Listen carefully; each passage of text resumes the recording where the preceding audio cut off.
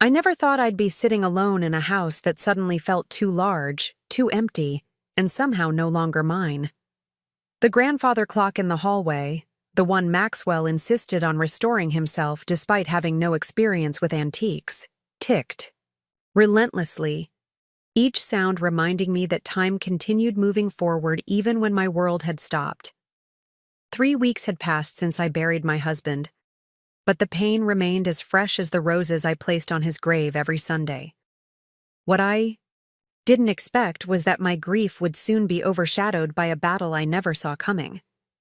Before we jump back in, tell us where you're tuning in from, and if this story touches you, make sure you're subscribed, because tomorrow, I've saved something extra special for you. My name is Eleanor Whitcroft, though everyone has called me Ellie since before I can remember. At 58, I never imagined I'd be starting over. Maxwell and I had 23 beautiful years together.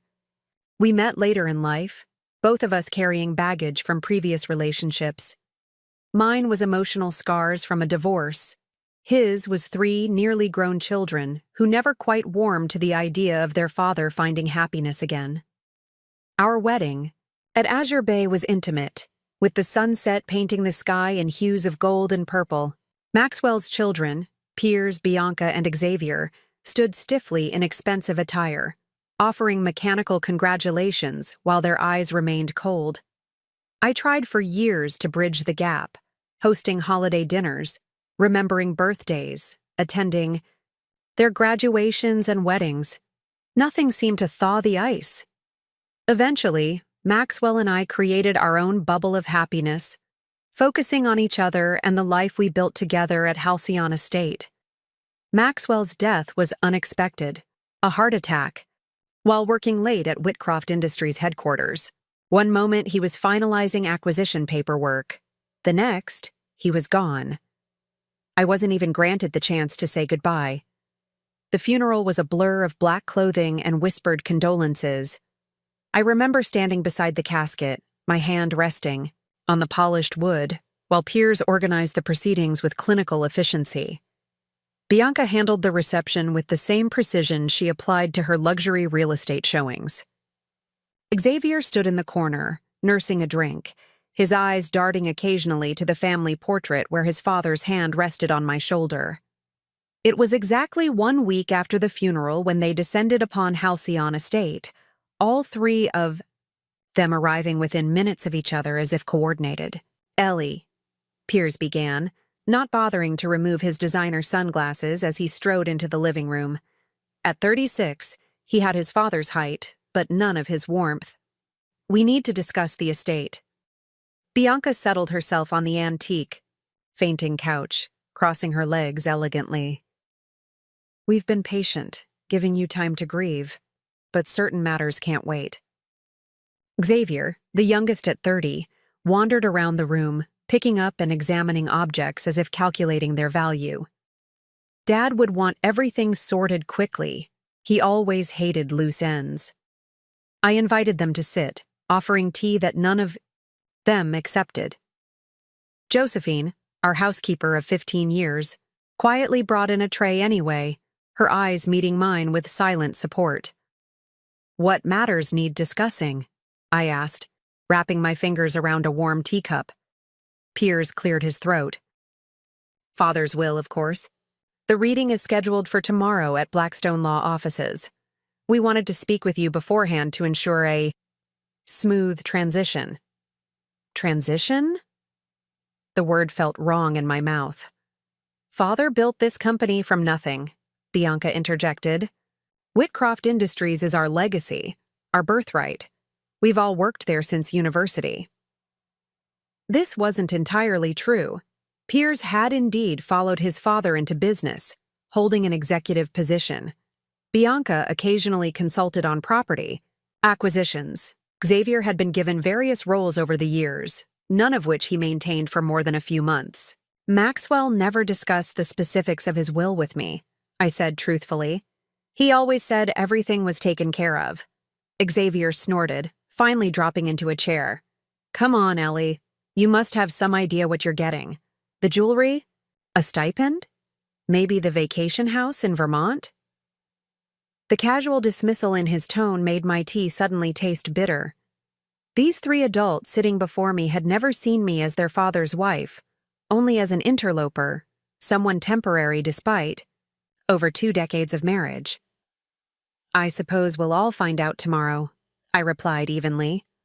"We thought it might be easier," Piers continued, ignoring my response, "if we discussed your living arrangements now. Halcyon has been in the Whitcroft family for generations." "It's where we grew up," Bianca added, her gaze sweeping critically over the renovations Maxwell and I had made together. "It holds tremendous sentimental value for us." I set my cup down with deliberate care. "Maxwell and I have lived here for 20 years. This is my home." "It's a Whitcroft family property," Piers corrected, his tone hardening. "We're simply suggesting you might be more comfortable in a smaller place. The maintenance alone must be overwhelming for someone." He paused, his eyes taking in my appearance. "For someone in your position." My position. Widow. Childless. Aging. The unspoken words hung in the air between us. "I manage quite well, thank you," I replied. "Josephine has been invaluable." At the mention of her name, Josephine appeared in the doorway. "Will there be anything else, Mrs. Whitcroft?" The formality was intentional, a small reminder of my place in this house. The stepchildren exchanged glances. "Perhaps," Xavier suggested with mock concern, "you could stay with friends until everything is settled. The reading of the will can be emotional. We wouldn't want you overwhelmed." I'd spent 23 years swallowing remarks, making excuses for their behavior, telling Maxwell it didn't matter. But Maxwell was gone now, and with him, my patience for pretense. "I'll be staying right here," I said firmly. "This is where Maxwell wanted me to be." Piers' mouth tightened. "We'll see what Father actually wanted tomorrow, won't we?" He stood abruptly. "We should go. Early start tomorrow." As they filed out, Bianca paused at the door. "I've taken the liberty of having some boxes delivered, in case you want to get a head start organizing your personal items." The door closed, behind them with a definitive click. Josephine waited until their luxury cars had disappeared down the driveway before speaking. "Those vultures didn't even wait for Mr. Maxwell to be properly laid to rest."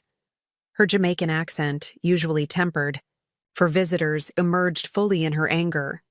I stared at the untouched tea tray. "They've always been waiting for this moment, Joe. The moment when Maxwell wouldn't be here to mediate." She collected the cups with practiced efficiency.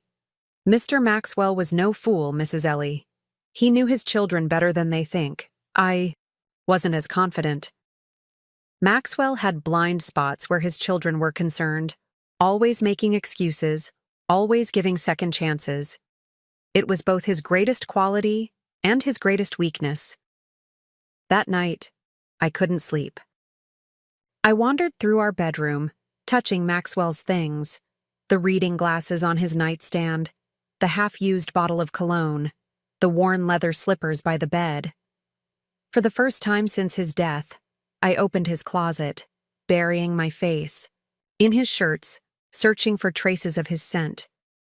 Behind a row of suits, I noticed something unusual, a small safe I'd never seen before. My heart quickened. Maxwell and I had a shared safe in the study for important documents. But this was different. This was hidden. I sank onto the edge of the bed, staring at the discovery. What secrets had Maxwell kept from me? Was I about to uncover something that would shatter the perfect image of our marriage? My hand trembled as I dialed the most obvious combination, our anniversary date. The safe remained locked. His birthday, the day we met, the year Halcyon was built. Nothing worked. Exhausted and frustrated, I whispered aloud, "What were you hiding, Max?" Preparing and narrating this story took us a lot of time, so if you are enjoying it, subscribe to our channel. It means a lot to us. Now back to the story. Sleep eventually claimed me, but my dreams were troubled. I stood in an empty Halcyon estate, calling for Maxwell while his children systematically removed everything around me. Furniture, paintings, even the walls, until I stood exposed in an empty lot, completely alone. The next morning, I dressed with particular care, a tailored navy suit Maxwell had always admired, pearls he'd given me for our 20th anniversary, and his mother's diamond brooch that had been his first gift to me. If I was walking into battle, I would do so with armor. Josephine insisted on driving me to Blackstone law offices. "You shouldn't be alone today," she said simply. The building was imposing, a Victorian structure of dark stone and gleaming brass fixtures. Inside, the atmosphere was hushed, reverent, smelling of leather-bound books and furniture polish. Dr. Theodore Blackwood's assistant led us to a conference room where the stepchildren already waited, along with a woman I recognized as Margot, Chen, Maxwell's business partner of 30 years. Margot rose immediately to embrace me. "Ellie, my dear, how are you holding up?" Before I could answer, Dr. Blackwood entered, tall, silver-haired, with intelligent eyes behind wire-rimmed glasses. He'd been Maxwell's lawyer, confidant, and friend for decades. "Thank you all for coming," he began, setting his briefcase on the table. Before we proceed with the reading of Maxwell Whitcroft's last will and testament, I have a rather unusual request from Maxwell himself. He removed an envelope from his briefcase. He asked that I read this letter privately to Eleanor first. Piers immediately objected. "That's highly irregular. The will should be read in its entirety to all beneficiaries simultaneously." Dr. Blackwood regarded him calmly. "Your father's instructions were explicit. Mrs. Whitcroft is to hear this message alone before we continue. You're welcome to wait. Or we can reschedule." "This is ridiculous," Xavier muttered. "She's probably coached him to do this." "Enough," Margot said sharply. "Maxwell's wishes will be respected." Dr. Blackwood led me to his private office, a sanctuary of books and antiques. Once the door closed, he turned to me with unexpected warmth. "Ellie, I want you to know that Maxwell anticipated this day with great care. Everything that happens from this point forward is by his design." He broke the seal on the envelope and began to read. "My dearest Ellie, if you're hearing this, I've left you too soon, and for that, I am truly sorry. 23 years wasn't nearly enough time together, but I treasure every moment we shared. You're about to face a storm. My children have never appreciated your worth, never understood that you were the best part of me. They see Whitcroft Industries as their inheritance, Halcyon as their birthright, and you as an obstacle. I've known this for years. What they don't know, what I've kept from everyone but Theo and Margot, is that Whitcroft Industries would have collapsed 15 years ago without your brilliant intervention. I've never forgotten how you stayed up nights analyzing the financial reports I brought home, how you spotted the discrepancy no one else saw, how you developed the restructuring plan that saved thousands of jobs. You insisted I take the credit, worried that my children would resent you even more if they knew the truth. The company they believe is their inheritance exists today because of you. The will they're about to hear is not my final word. It is a test. One last chance for them to show decency and character. Watch them carefully, my love. Their reactions will tell you everything. Remember always that you are the heart of Halcyon, the soul of everything I've built. Trust Theo. Trust Margot. Trust Josephine. All my love for all time, Maxwell." My hands shook as Dr. Blackwood folded the letter. "I don't understand," I whispered. "What test?" "Maxwell created 2 wills," he explained quietly. "The one we're about to read, and another that activates under specific conditions. He wanted to give his children one last opportunity to do the right thing. And if they fail this test?" His expression was grave. "Then the second will comes into effect, and everything changes. Are you ready to proceed?" I took a steadying breath, thinking of the hidden safe, of Maxwell's careful planning. "Yes, Let's get this over with. When we returned to the conference room, the tension was palpable. The stepchildren watched me with suspicious eyes as I took my seat. Dr. Blackwood adjusted his glasses and began to read. I, Maxwell Edward Whitcroft, being of sound mind and body, hereby declare this to be my last will and testament. The room grew still as he continued, outlining the distribution of assets that shocked us all. To Piers, Bianca, and Xavier jointly, control of Whitcroft Industries and all associated holdings. To the 3 children equally, ownership of Halcyon Estate and all properties except the Vermont cabin. To me, the Vermont vacation home, a modest monthly stipend, and Maxwell's personal possessions. The stepchildren couldn't hide their triumphant expressions. Piers actually reached over to pat my hand condescendingly. Father was quite generous to you, considering, he murmured. The Vermont property is quite valuable. Dr. Blackwood cleared his throat. There is one final condition, he continued. Eleanor shall have residence at Halcyon Estate for a period of 90 days following the reading of this will to properly organize her affairs and remove her personal belongings. During this time, the property and all its contents remain in trust. Xavier groaned. 3 more months of waiting? A reasonable courtesy, Dr. Blackwood replied evenly. There are, of course, standard clauses regarding the contestation of the will. Should any beneficiary contest these terms, their inheritance would be forfeit and redistributed among remaining beneficiaries. Are there any questions? My mind was racing. This couldn't be Maxwell's final plan, not after that letter. But I maintained a composed facade, even as Bianca began immediate discussions about redecorating Halcyon, and Piers pulled out his phone to message the Whitcroft Industries board. Actually, I said quietly, I do have a question. All eyes turned to me. The Vermont property, I can move there immediately if needed? Of course, Dr. Blackwood confirmed. That property transfers to you effective immediately. Good, I nodded, rising from my chair. Now, if you'll excuse me, I've heard enough for today. Margot followed me into the hallway. Ellie, wait. I paused, feeling suddenly exhausted. Don't let them see you broken, she whispered fiercely. Maxwell had his reasons. Trust the process. I nodded numbly and continued walking. Josephine waited by the car, her expression asking questions she wouldn't voice in public. They got everything, I said simply as she opened the door. Exactly. As they expected. Her fingers tightened on the door handle. Everything, Mrs. Ellie? Almost everything, I corrected, thinking of the mysterious safe, the hidden second will, Maxwell's cryptic letter. We have 90 days before we need to leave Halcyon.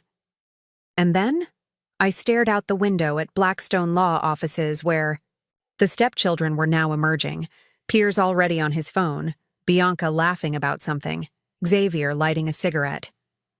And then we see what Maxwell really had planned. The drive back to Halcyon was silent, my mind spinning with possibilities. What was the test Maxwell had designed?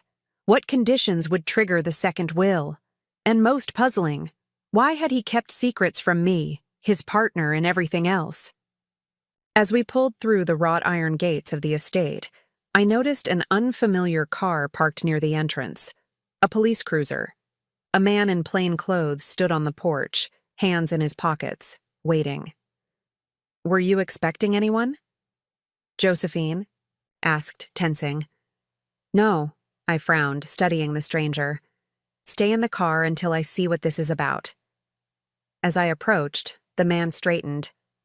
Mrs. Whitcroft? I'm Detective Vincent Caldwell, Ravensdale Police Department. I apologize for the intrusion, but I need to speak with you regarding your husband's company. I felt a cold weight settle in my stomach. What about it? There are some financial irregularities we're investigating. Nothing concerning you directly, he added quickly, seeing my expression.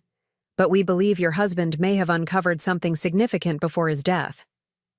The pieces began shifting in my mind. Maxwell, working late the night of his heart attack, the hidden safe, his cryptic letter about saving the company. "Perhaps we could speak inside?" the detective suggested. I nodded, suddenly feeling that Maxwell's test had already begun, and I was determined not to fail. Detective Caldwell settled into Maxwell's study with a practiced ease that suggested he'd conducted many such interviews in homes just as grand as Halcyon. I watched him carefully as Josephine brought in tea, his eyes scanning the room, lingering on the photographs, the awards, the subtle signs of wealth that permeated every corner. "How long were you married to Maxwell Whitcroft?" he asked, declining the offered cup. 23 years, I replied, keeping my voice steady. "Though I've known him for 25. He nodded, jotting something in a small notebook. "And were you involved in Whitcroft Industries?" The question seemed innocent enough, but after Maxwell's letter, I felt a prickle of awareness. "Not officially. Maxwell and I discussed business, of course, but I had no formal role." "I see." His eyes met mine briefly. "Are you aware that approximately 15 years ago, Whitcroft Industries underwent a significant restructuring? One that, by all accounts, saved the company from certain bankruptcy?" My teacup paused halfway to my lips. Maxwell mentioned challenges during that period. He weathered many storms in business. "The interesting thing," Caldwell continued, "is that financial experts who've studied the case call it miraculous. A complete reversal of fortune based on strategies that weren't exactly in line with Maxwell Whitcroft's usual business approach." I set my cup down carefully. My husband was adaptable. Successful people often are. "Mrs. Whitcroft, I'll be direct. We're investigating a series of unusual financial transactions at Whitcroft Industries over the past 6 months. Large sums, moving through shell companies, investments in ventures that seem designed to fail, and a pattern of behavior that suggests someone was deliberately weakening the company from within." I felt my breath catch. "Are you suggesting corporate sabotage?" "I'm suggesting your husband may have discovered it." He leaned forward. The night Maxwell died, he wasn't just working late. He had scheduled a meeting with me for the following morning. His assistant said he was agitated, insisted on gathering certain documents personally. The implications staggered me. Maxwell's heart attack, had it truly been natural? Or had the stress of discovering betrayal within his own company pushed his health past its limits? "Do you have any idea what he might have wanted to show you?" I asked. "That's what I was hoping you could tell me. Did he bring any work home? Mention concerns? Perhaps store documents somewhere secure?" The hidden safe instantly came to mind. But I wasn't ready to share that discovery. Not yet. Not until I understood more. "Nothing specific," I said. "Though I can look through his home office. He sometimes brought files home." Caldwell seemed disappointed, but not surprised.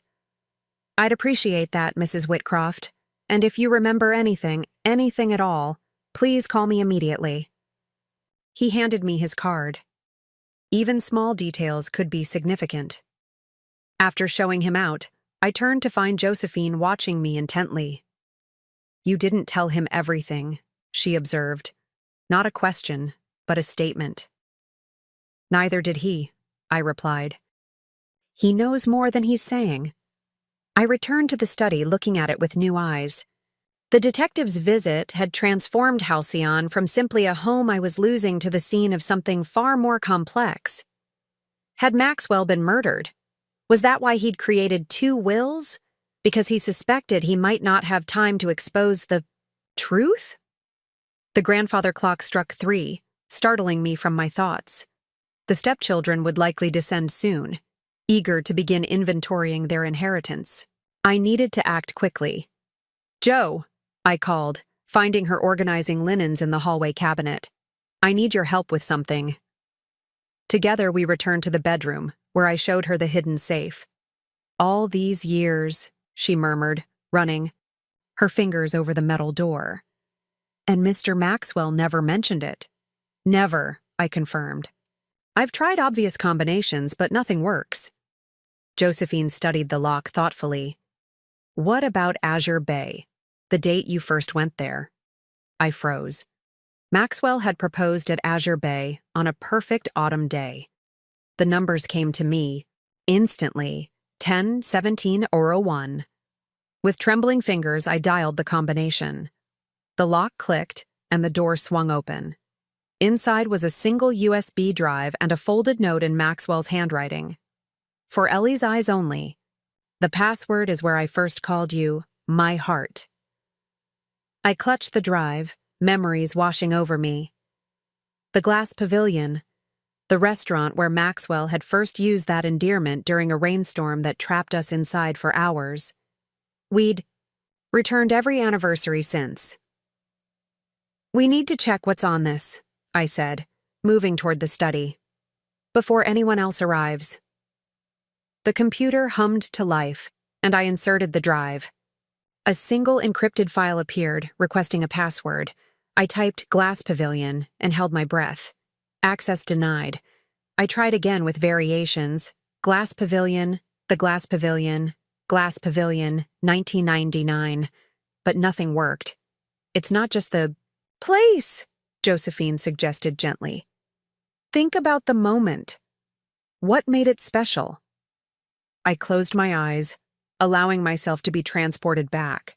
The rain pounding against the windows, the candlelight when the power failed, the dessert we shared, a chocolate souffle that collapsed the moment it reached our table, making us laugh, the music playing softly in the background. Moonlight Sonata, I whispered, opening my eyes. They were playing Beethoven's Moonlight Sonata when he first called me his heart.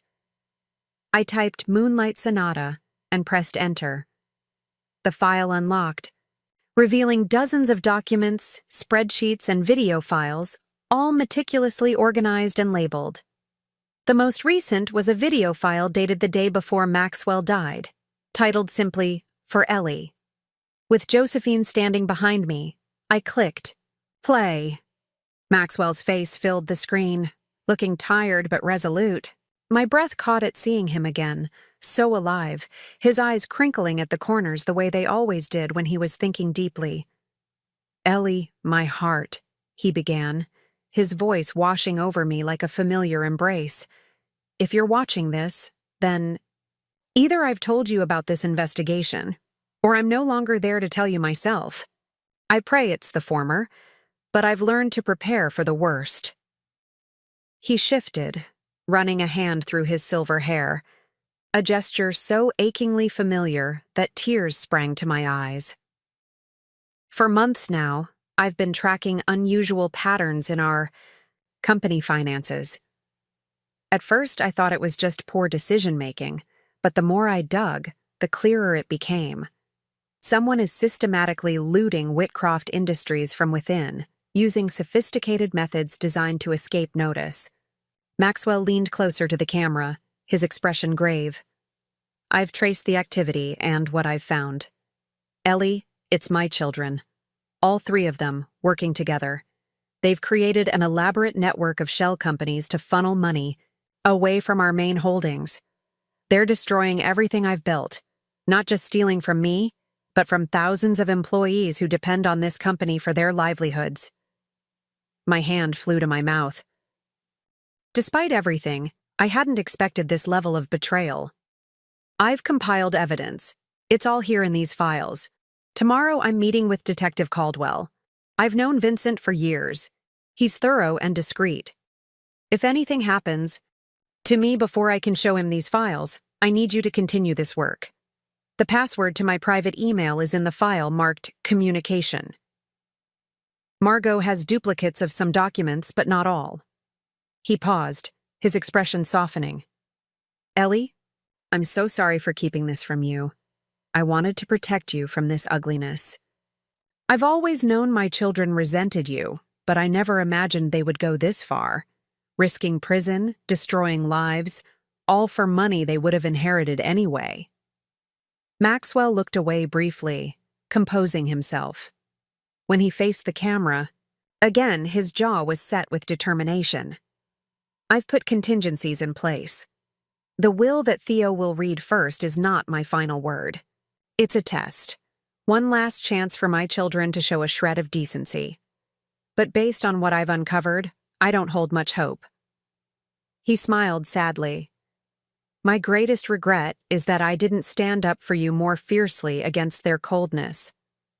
I told myself they would come around eventually, that they just needed time. I was a coward, making excuses for their behavior because facing the truth was too painful. For that, I can only ask your forgiveness. Tears streamed down my face now, unchecked. Follow the evidence, Ellie. Trust Theo, trust Margot, trust Josephine. They know parts of the plan. And remember that Halcyon was never just a house to me, it was wherever you were. Maxwell's eyes held mine across time and space. I love you, my heart. Always. The screen went dark. Josephine's hand settled on my shoulder, steady and warm. Mr. Maxwell was preparing for war, she said quietly. I wiped my tears, a cold determination replacing grief. And now I'll finish it for him. We spent the next hour examining the files. Maxwell had been meticulous, documenting every fraudulent transaction, every falsified report, every shell, company. The evidence was damning. Not just embezzlement, but tax fraud, investor deception, even blackmail of board members who asked too many questions. Most shocking were the personal communications, emails between the siblings discussing their father's health, speculating on how soon they might cash in. There were even discussions about speeding up the process if necessary. They may have killed him, I whispered, feeling ill. Maybe not directly, but they knew the stress could trigger his heart condition. They counted on it. Before we could dig deeper, the security system chimed, announcing visitors at the gate. The computer screen showed 3 cars, Piers, Bianca, and Xavier arriving separately but simultaneously, just as they had after the funeral. Perfect timing, I muttered darkly. Joe, make copies of everything on this drive. I'm going to see what they want. Be careful, Mrs. Ellie, Josephine warned, her expression worried. If they did what Mr. Maxwell suspected. I touched her arm reassuringly. I know. I'll play the grieving, defeated widow. It's what they expect. The stepchildren had let themselves in by the time I reached the foyer. Piers was already directing a young man with a tablet around the room, pointing at furniture and artwork. What's going on? I asked, feigning confusion. Bianca smiled thinly. Just a preliminary inventory, Ellie. Nothing to concern yourself with. An inventory? I repeated. The will said I have 90 days before. The property remains in trust during that period, Piers interrupted smoothly. But nothing prevents us from assessing its contents. This is Marcus from Sotheby's. He's helping us document the more valuable pieces. Xavier was already examining a Ming Dynasty vase that Maxwell had purchased on our 10th anniversary trip to China. This alone should fetch a pretty penny, he remarked, turning it carelessly in his hands. I fought to keep my expression neutral, to swallow the rage building inside me. I see. And what about your father's personal items? His clothes, his books, the things that held sentimental rather than monetary value? The siblings exchanged glances that spoke volumes. They hadn't even considered such things. You're welcome to those, of course, Bianca said dismissively. In fact, why don't you focus on sorting through that stuff while we handle the more significant items? I nodded meekly. I suppose that makes sense. I'll just stay out of your way. Piers seemed relieved by my easy acquiescence. Excellent. We'll try to be efficient. The sooner everything's cataloged, the sooner we can all move forward. I retreated to the study, closing the door behind me. Through the window, I could see more vehicles arriving, professional movers, more appraisers, even a landscape architect measuring the gardens. They weren't just planning to sell Halcyon. They were preparing to strip it bare, erase every trace of the life Maxwell and I had built together. My phone buzzed with a text from Josephine. Files copied. Detective Caldwell called. Wants to meet tomorrow, the Glass Pavilion, noon. I texted back a quick acknowledgement, then sat at Maxwell's desk, running my fingers over the polished mahogany. From this spot, I could hear the stepchildren in the hallway, their voices carrying through the old house as they assigned values to everything in sight. The chandelier in the dining room, Venetian crystal, probably 18th century. 6.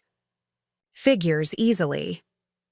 These first editions, get someone from the rare book department to look at them. God, she redecorated the East Wing. We'll have to gut it completely. Their callousness was no longer surprising, merely confirming what Maxwell's files had already shown. These were not people mourning their father. They were vultures circling a carcass, impatient to pick it clean. I opened Maxwell's desk drawer, seeking a distraction, and found a leather-bound journal I'd given him years ago. Inside were not the business notes I expected, but sketches. Dozens of them, dating back years. Sketches of me reading in the garden, laughing in the kitchen, sleeping peacefully. Maxwell had captured moments I hadn't even realized he'd noticed, each drawing signed with a tiny heart. The last entry was dated just 3 days before his death. It wasn't a sketch, but a written passage. Walked with Ellie along the cliffs at Azure Bay today. She doesn't know yet what I've discovered. The rot at the core of everything I've built. I watch her face in the sunlight, so full of life and love. And I can't bring myself to shatter her world with the truth about my children. But time is running short. The evidence is nearly complete. Soon I'll have to act and everything will change. I only pray she'll understand why I've kept this from her, why I've constructed such an elaborate plan. It's all for her, to ensure that when the dust settles, she'll be secure, vindicated, and free from their machinations forever. I closed the journal, holding it to my chest. Even at the end, he'd been protecting me, shouldering the burden alone when we could have faced it together. How typical of Maxwell, both his strength and his flaw, believing he needed to shield me from life's harshest realities. A sharp knock at the study door jolted me from my thoughts. Xavier entered without waiting for a response, his eyes darting around the room assessingly. "We need the combination to Father's safe," he demanded, "the one in the master bedroom closet." My heart stuttered. How did he know about that? The safe had been hidden behind clothing, not visible unless you were specifically looking for it. Safe? I echoed, buying time. I wasn't aware of any safe. Xavier's expression hardened. "Don't play dumb, Ellie. We know it's there. Father would have given you access." "Your father kept many things private," I replied truthfully. "If there is a safe, I don't have the combination." He studied me, clearly deciding whether to believe me. "Fine. We'll get a locksmith tomorrow." After he left, I sat frozen, my mind racing. They knew about the safe. Had they been searching the house while I was at the will reading? And if they got into it and found it empty, they would know I'd discovered Maxwell's files. I needed to move faster than I'd planned. Picking up my phone, I texted Josephine. "Change of plans. Call Margot. Tell her I need to see her tonight. Not here. Somewhere private." Then I gathered Maxwell's journal and a few precious photographs, tucking them into my handbag. Whatever happened next, I wouldn't let these memories fall into their hands. For the rest of the afternoon, I wandered Halcyon like a ghost, watching the stepchildren dismantle our home piece by piece. I maintained an air of resigned sadness, occasionally asking plaintively if I might keep a particular item for sentimental reasons. Sometimes they agreed magnanimously. More often, they refused, citing the item's value or historical significance to the Whitcroft family. By evening, the ground floor had been thoroughly inventoried, with small red stickers marking items destined for auction houses, museums, or the siblings' personal collections. Very little remained unclaimed. "We'll continue upstairs tomorrow," Piers announced as the various experts filed out. "The master suite, the guest rooms, then the attics." I nodded tiredly. "Will you be staying for dinner? I could ask Josephine to prepare something." The question was met with awkward glances. "We have reservations at Chez Philippe," Bianca said finally. "Business dinner with some of Father's former associates." "Of course," I murmured. "Another time, perhaps." I watched from the front steps as their cars disappeared down the driveway, then returned to the kitchen where Josephine waited expectantly. "Margot can meet you at her boat," she reported. 8 o'clock. She says to use the private entrance at the marina. Margot Chen lived on a luxury houseboat at Ravensdale Marina, an eccentricity that had raised eyebrows in business circles, but suited her independent spirit perfectly. The vessel, aptly named Autonomy, was her sanctuary from the corporate world she navigated so skillfully. At precisely 8, I slipped through the hidden gate Margot had described, finding myself on a private dock where the Autonomy gleamed, under subtle lighting. Margot herself waited on deck, her silver hair pulled back in its characteristic sleek bun, her keen eyes missing nothing as I approached. "You look terrible," she said by way of greeting, helping me aboard. "But, considering everything, that's to be expected." Inside, the boat was surprisingly spacious, all clean lines and minimalist decor, a sharp contrast to Halcyon's traditional opulence. Margot poured 2 glasses of whiskey, handing one to me without asking if I wanted it. "Drink," she instructed. "Then tell me everything." I did both, starting with the will reading and continuing through Detective Caldwell's visit, the hidden safe, Maxwell's video message, and the Stepchildren's systematic inventory of Halcyon. Margot listened without interrupting, her expression growing darker with each revelation.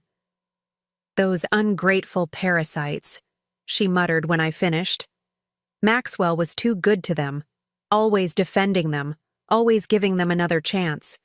"Did you know?" I asked quietly. "About the embezzlement?" She sighed heavily. "I knew something was wrong. Numbers that didn't add up, projects that failed despite perfect planning. I started investigating privately about 3 months ago. When I brought my concerns to Maxwell, he admitted he'd been tracking similar discrepancies. That's when he told me about his contingency plan." "The second will," I said. Margot nodded. "He was devastated, Ellie. Discovering your children are not just disappointing but criminal? It broke something in him. But he was determined to protect the company, the employees, and most of all, you. What exactly does this second will do?" "I don't know all the details. Maxwell compartmentalized the plan, giving each of us only the pieces we needed to know. Theo has the actual document. I know it transfers control of Whitcroft Industries to you, with me as co-executor, until you decide whether to maintain ownership or sell." I blinked in surprise. "Me? But I have no experience running a company of that size." Margot's laugh was sharp. "Don't be modest, Ellie. Maxwell told me years ago about your role in the restructuring. He always said you had the financial instincts. He lacked. Besides, you don't have to run it. Just own it long enough to clean house and install proper management." "And Halcyon?" "Yours entirely, I believe, along with most of the Whitcroft fortune. The children receive significantly reduced inheritances, enough to live comfortably if managed well, but not the windfall they're expecting." I sipped my whiskey, letting the information settle. "When does this second will activate?" "That's where things get complicated. Maxwell built in specific triggers, legal conditions that, when met, would invalidate the first will and activate the second. Theo knows the details." She refilled our glasses. "But based on what you've told me, I'd say we're getting very close to those conditions being met." "The inventory," I realized. They're claiming ownership of Halcyon's contents before the 90-day period has elapsed. Precisely. That violates the trust conditions. And if Detective Caldwell has evidence of their financial crimes, that's another trigger. Maxwell was very clear. Any criminal activity would immediately disinherit them. I set down my glass, suddenly overwhelmed by the scope of Maxwell's planning. He thought of everything. He had to, Margot said gently. He knew they would come after you the moment he was gone. This was his way of making amends for not standing up to them while he was alive. What do I do now? Keep playing the role of the defeated widow. Let them think they've won. Meanwhile, meet with Caldwell tomorrow. Show him Maxwell's evidence. Then we'll coordinate with Theo about the second will. She squeezed my hand. Maxwell built a fortress around you, Ellie. His children just don't know it yet. As I prepared to leave, Margot handed me a small key. For the storage locker at Westlake Security. Maxwell kept duplicates of all his evidence there, under both our names, just in case. I pocketed the key, feeling slightly steadier than when I'd arrived. Thank you, Margot, for everything. Don't thank me yet, she replied grimly. The real battle is just beginning. Returning to Halcyon that night felt different, like entering an enemy encampment rather than coming home. The lights I'd left on downstairs had been extinguished, leaving the grand facade dark and unwelcoming. Inside, the inventory stickers glowed faintly in the moonlight streaming through the windows, marking each piece of my life as claimed by others. I moved silently through the shadowed rooms, remembering happier times, Maxwell playing the piano in the music room, Sunday brunches in the solarium, quiet evenings reading by the library fire. 23 years of memories now being erased by people who had never appreciated their value. In the master bedroom, I found Josephine waiting anxiously. Mrs. Ellie, she whispered urgently. Someone's been in the safe. My blood ran cold. How? We had the only combination. They brought someone while you were out, a security expert. He drilled it open. She led me to the closet where the safe door hung askew, the metal around the lock scorched and damaged. They were looking for something specific. When they didn't find it, they were furious. Did they say what they were looking for? Josephine nodded, her expression grave. Mr. Xavier mentioned the files, said his father must have moved them. Then Miss Bianca said maybe you had them and they all got quiet and left. They knew. Somehow they knew about Maxwell's evidence, which meant they also knew I might have found it. My temporary safety lay in their uncertainty, but that wouldn't last long. Pack a bag, I instructed Josephine. Essential items only. We're not staying here tonight. Where will we go? I thought of the key in my pocket. Somewhere they won't think to look. As we slipped out the service entrance, I cast one last glance at Halcyon's silhouette against the night sky. Maxwell had called it my home, but in truth, it had never fully been mine. There had always been the weight of Whitcroft history, the ghost of his first wife in the corners, the silent judgment of his children in every room. Perhaps losing it would be a kind of freedom, if I survived what was coming next. The Westlake Security Building stood like a fortress on the outskirts of Ravensdale, a windowless concrete structure surrounded by a 12-foot fence topped with razor wire. The guard at the entrance scrutinized my identification with suspicious thoroughness before finally nodding us through. You know the way to your unit, Mrs. Whitcroft? He asked, handing back my driver's license. Yes, thank you, I lied, having never actually visited this place before. The interior was a maze of identical corridors bathed in harsh fluorescent light. Following the numbered signs, we eventually found Unit W734. The small key Margot had, given me, fit perfectly, opening to reveal a space roughly the size of a walk-in closet. Metal shelving lined the walls, stacked with labeled file boxes, hard drives, and what appeared to be recording equipment. Mr. Maxwell wasn't taking any chances, Josephine murmured, surveying the accumulated evidence. He knew what he was up against, I replied, examining the nearest box. Inside were financial reports, bank statements, and photocopies of checks, all carefully annotated in Maxwell's precise handwriting. Another box contained surveillance photographs showing peers meeting with unknown individuals in parking garages and hotel lobbies. A third held recordings of phone conversations that I couldn't bring myself to play. "There's enough here to send them all to prison," Josephine said quietly. I nodded, overwhelmed by the thoroughness of Maxwell's investigation. This wasn't just about protecting his legacy or securing my future. He'd been preparing to destroy his own children. The realization was both chilling and heartbreaking. We can't take all of this, I decided, selecting a few key files and a hard drive. But we need somewhere safe to examine what we've got. Josephine hesitated. "I might know a place. My cousin, Darius, has a vacation cabin about an hour from here. He's in Europe for the next month. No one would think to look for us there." The decision was made in seconds. Relocking the storage unit, we drove through the night to a small cabin nestled among pine trees on the shores of Lake Merritt. The place was rustic but clean, with a functioning kitchen, 2 bedrooms, and most importantly, no connection to either the Whitcroft name or my past. Sleep eluded me that night. I sat at the cabin's small dining table, poring over Maxwell's files while Josephine finally rested in one of the bedrooms. The more I read, the clearer the picture became, and the more horrified I felt.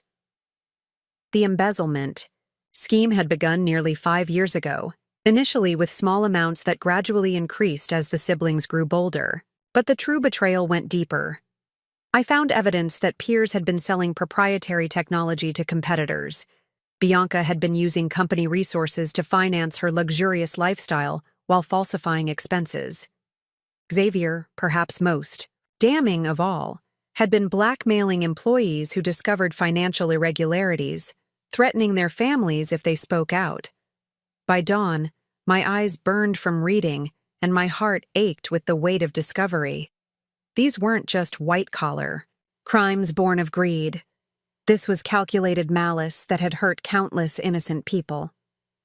And Maxwell had carried this knowledge alone during his final months, watching his children systematically destroy everything he'd built. I showered and changed just as Josephine was waking. "I need to meet Detective Caldwell at noon," I told her. "But first, I think we should visit Dr. Blackwood." She nodded, setting about making coffee. "The second will. Yes, it's time to understand exactly what Maxwell planned."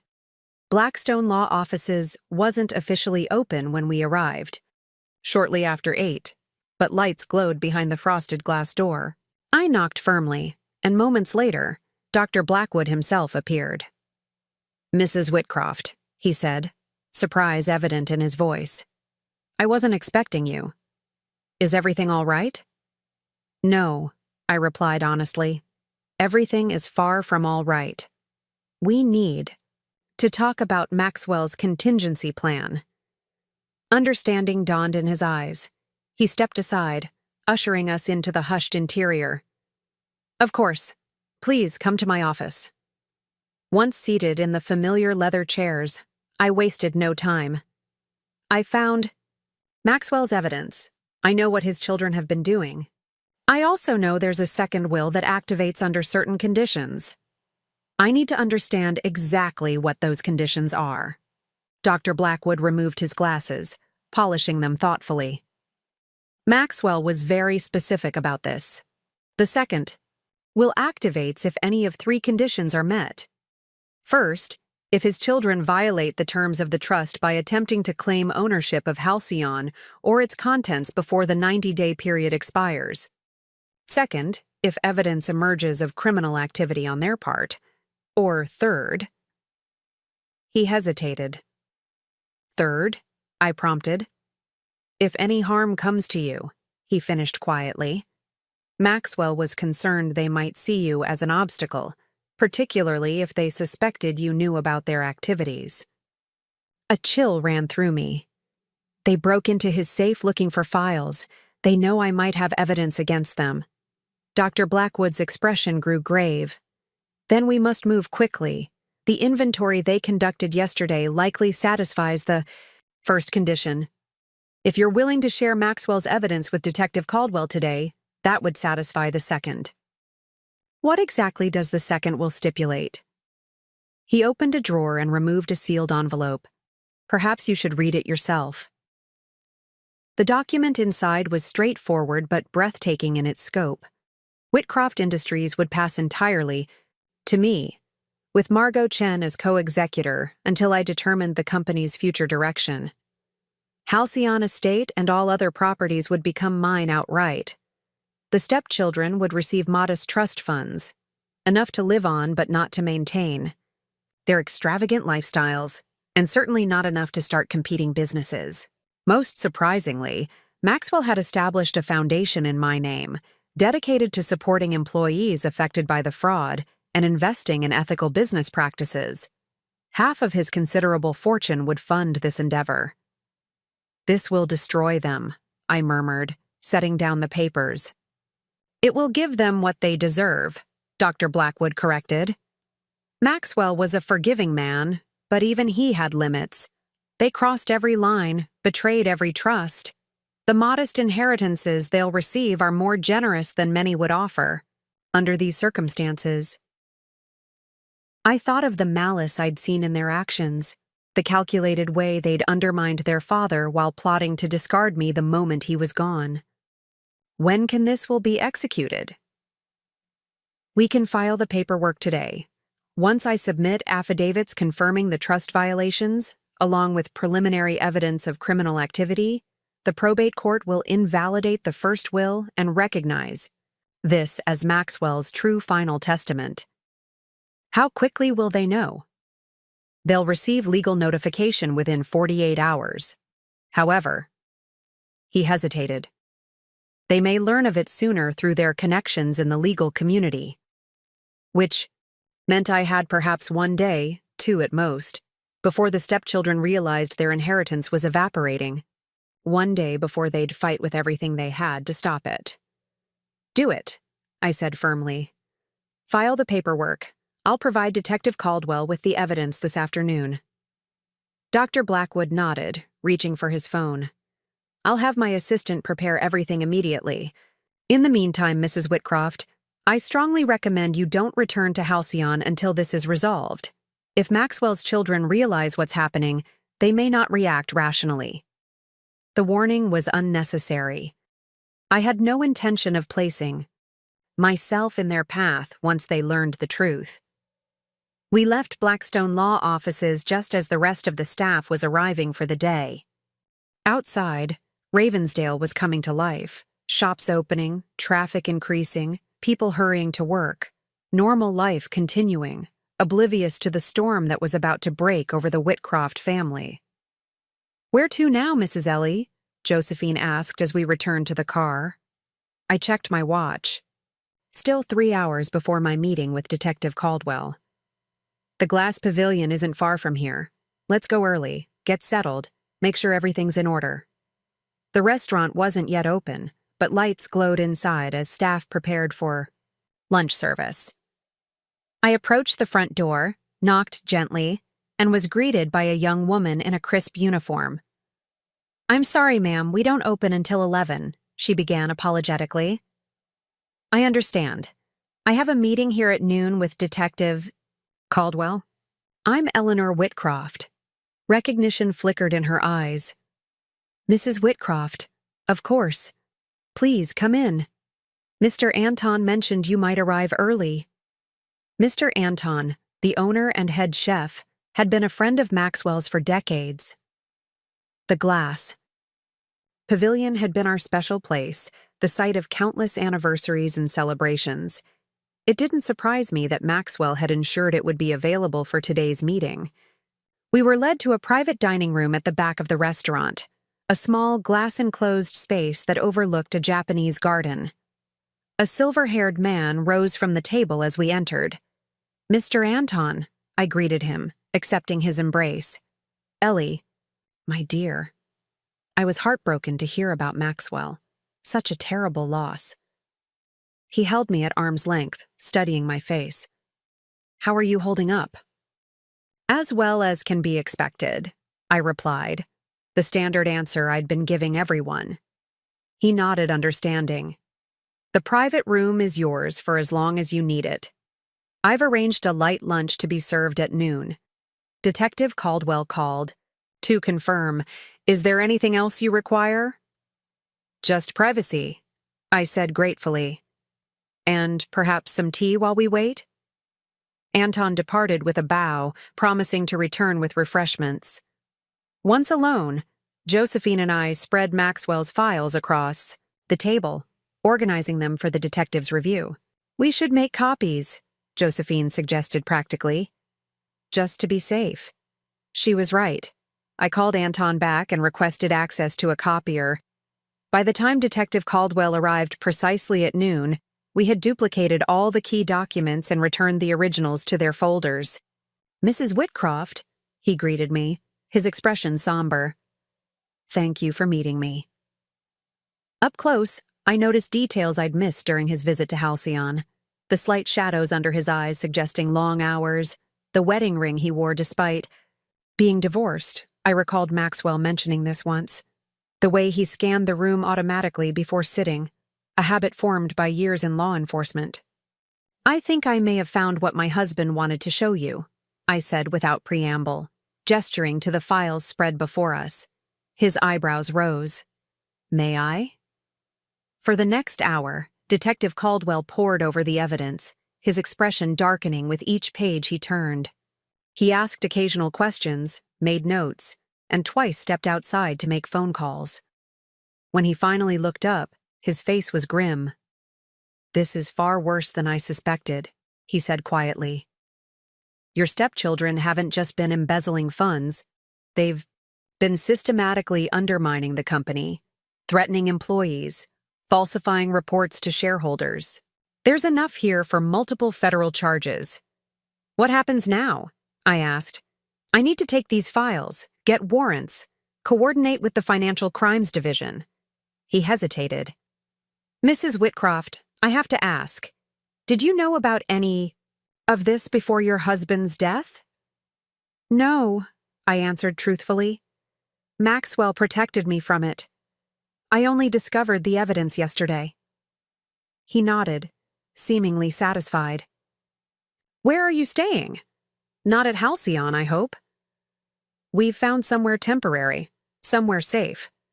"Good. Keep it that way." He gathered the files carefully. "Once I file these reports, things will move quickly. Your stepchildren will almost certainly be arrested within the next 24 to 48 hours.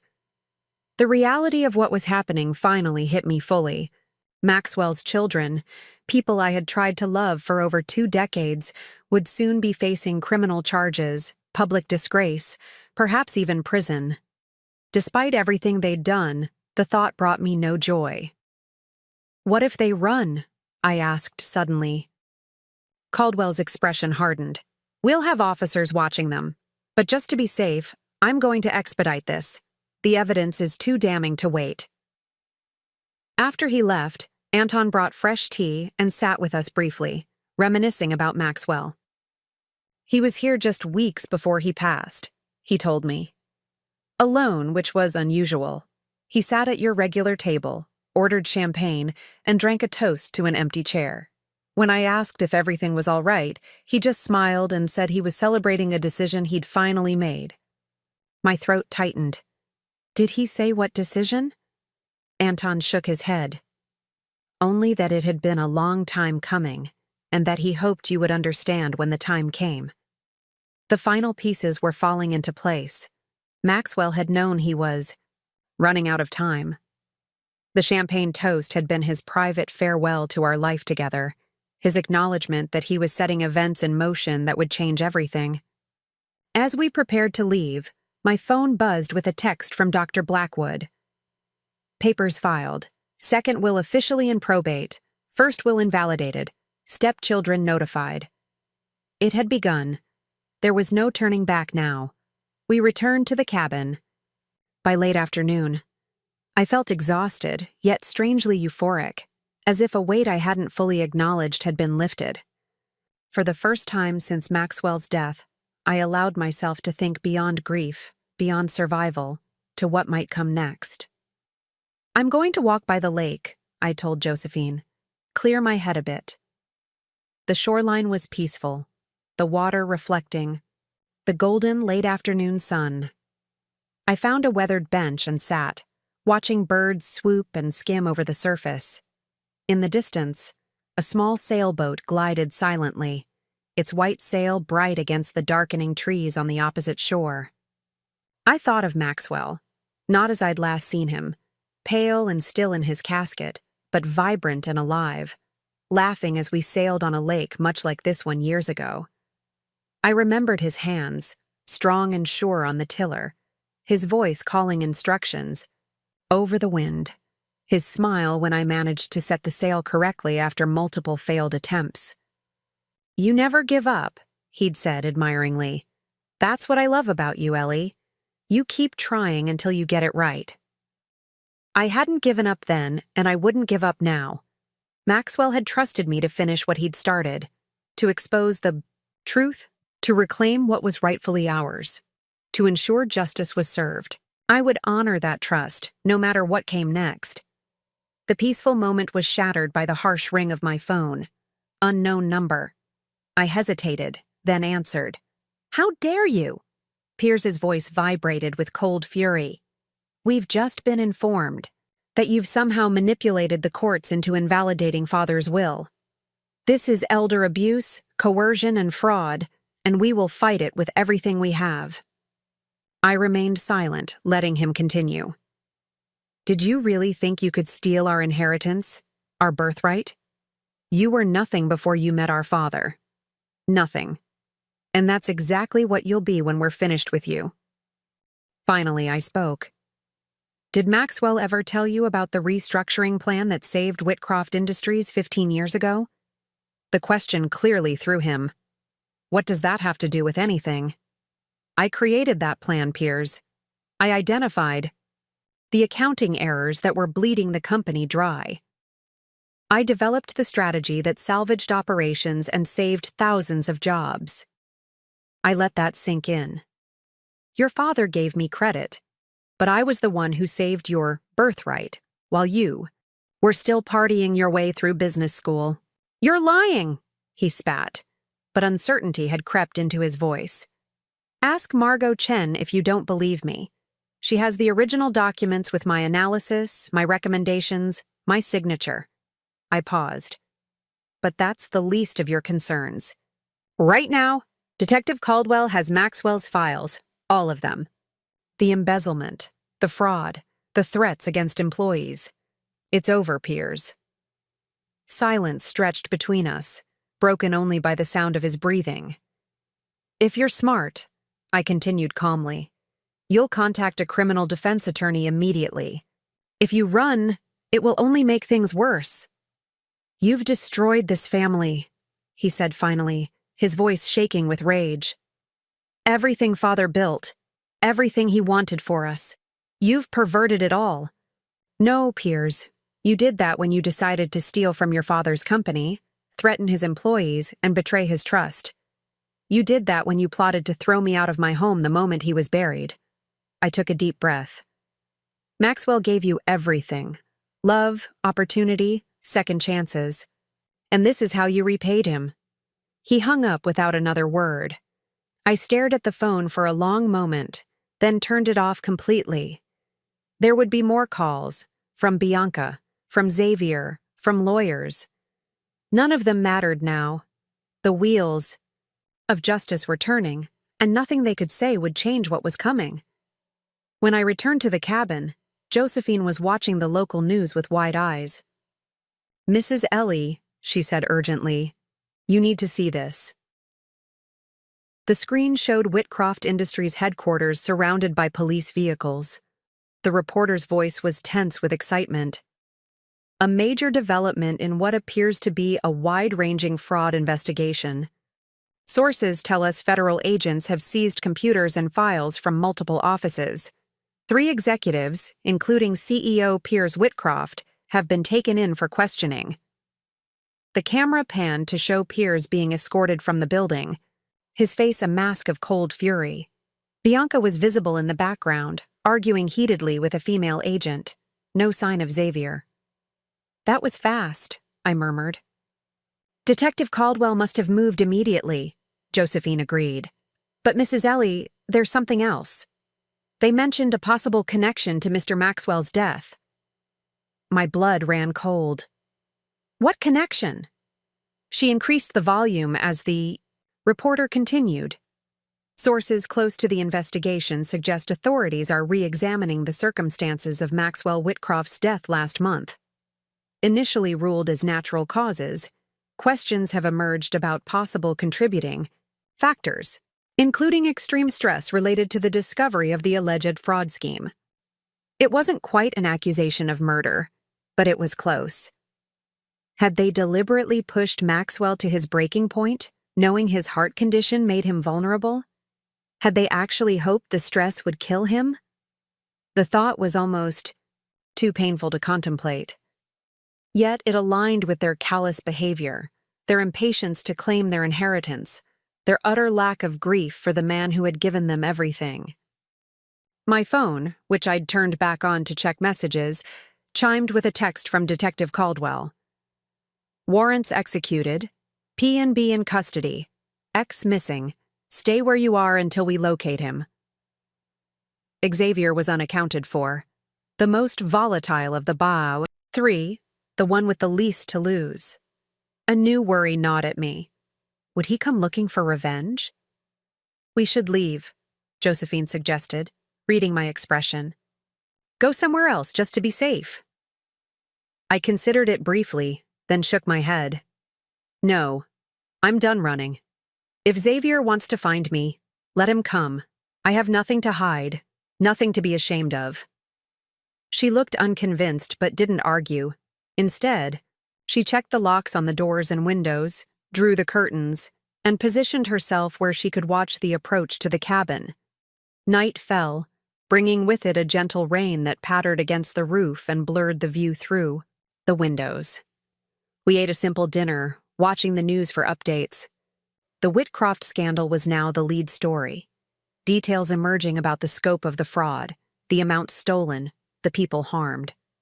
I found myself thinking of the employees whose retirement funds had been compromised, the families who had suffered, because of the stepchildren's greed. Maxwell's second will had established the foundation to help these people, but would it be enough? Could money truly repair the damage done? My contemplation was interrupted by the sound of tires on gravel. Headlights swept across the curtained windows as a vehicle pulled up outside. Josephine immediately moved to stand beside me, her posture protective. "Did anyone know we were here?" "Only Dr. Blackwood and Detective Caldwell," I whispered. "And I didn't give them the exact address." We waited in tense silence. A car door slammed. Footsteps approached the cabin, then stopped. A moment later, a gentle knock at the door. "Mrs. Whitcroft?" A woman's voice, unfamiliar. "This is Agent Kimura with the FBI. Detective Caldwell sent me to check on you." I exchanged glances with Josephine. "Ask for identification," she mouthed. "Please slide your credentials under the door," I called. A moment later, an FBI badge appeared in the narrow gap beneath the door. It looked official, but I remained cautious. "I'm going to call Detective Caldwell to confirm," I said, reaching for my phone. "Of course," the voice replied. "That's standard procedure." I dialed Caldwell's number, and he answered on the first ring. "Mrs. Whitcroft, is everything all right?" "There's an Agent Kimura at my door. Did you send her?" "Yes," he confirmed immediately. "Agent Sarah Kimura. She's been assigned to your protection until we locate Xavier Whitcroft. You can trust her." Reassured, I opened the door to reveal a petite Asian woman in a dark suit, her expression professional, but kind. "Mrs. Whitcroft," she greeted me. "I apologize for startling you. May I come in?" Once inside, Agent Kimura explained the situation. Xavier Whitcroft disappeared shortly before the warrants were executed. His passport has been flagged, accounts frozen, but he has connections that might help him evade capture temporarily. Given the circumstances, we're concerned he might attempt to contact you. You think he's dangerous? I asked. Her expression was carefully neutral. We consider him motivated and potentially desperate. It's standard procedure to offer protection in cases like this. Standard procedure or not, the implication was clear. Xavier might blame me for the collapse of his world, might seek retribution. The stepson who had never accepted me, who had taken my dog, who had participated in a scheme to defraud his own father. What might he be capable of now, with nothing left to lose? I'll stay outside in my vehicle tonight, Agent Kimura continued. Tomorrow, we'll assess whether you should be moved to a more secure location. I nodded, suddenly too tired to argue. The events of the day, meeting with Dr. Blackwood, sharing evidence with Detective Caldwell, watching the Stepchildren's arrest on television, had drained me completely. All I wanted was sleep, a temporary escape from the storm swirling around me. As I prepared for bed, I found myself staring at the wedding ring I still wore. Maxwell had placed it on my finger 23 years ago, promising to love and protect me always. In a way, he was still keeping that promise, reaching from beyond the grave to ensure I would be safe, respected, provided for. I'm doing what you asked, I whispered to his memory. I'm seeing this through to the end, but I wish you were here. I wish we could face this together. There was no answer, of course, just the sound of rain against the windows and the knowledge that tomorrow would bring new challenges, new battles to fight in the war Maxwell had begun. Outside, Agent Kimura settled into her vigilance. Inside, I finally surrendered to exhaustion, falling into a deep, dreamless sleep. The first, truly restful night since Maxwell's death. I didn't know then that the most shocking revelation was yet to come. Morning arrived with startling brightness, sunlight streaming through the cabin windows as though the previous day's storms had never happened. Agent Kimura was already awake. When I emerged from the bedroom, looking remarkably alert for someone who had spent the night in a car. Coffee? She offered, holding up a cardboard tray with 2 cups from a local cafe. I accepted gratefully, wrapping my hands around the warm container. Any news? Her expression shifted subtly. Piers and Bianca Whitcroft were formally charged last night. Multiple counts of fraud, embezzlement, conspiracy. Bail was denied due to flight risk. And Xavier? Still unaccounted for, but we have leads. She sipped her coffee, then added, Detective Caldwell asked me to bring you to his office this morning. There are some new developments he wants to discuss in person. Something in her tone made me uneasy. What kind of developments? It's not my place to say, Mrs. Whitcroft, but it's important. Josephine appeared from the kitchen, immediately sensing the tension. Should I come along? Agent Kimura considered this. It might be better if you stayed here. We're trying to keep Mrs. Whitcroft's movements as low profile as possible. I squeezed Josephine's hand reassuringly. I'll be fine. Agent Kimura will take good care of me. She didn't look convinced, but nodded reluctantly. Call me if you need anything. The drive to the Ravensdale Police Department was tense with unspoken questions. Agent Kimura maintained professional silence, her attention divided between the road and our surroundings, constantly scanning for potential threats.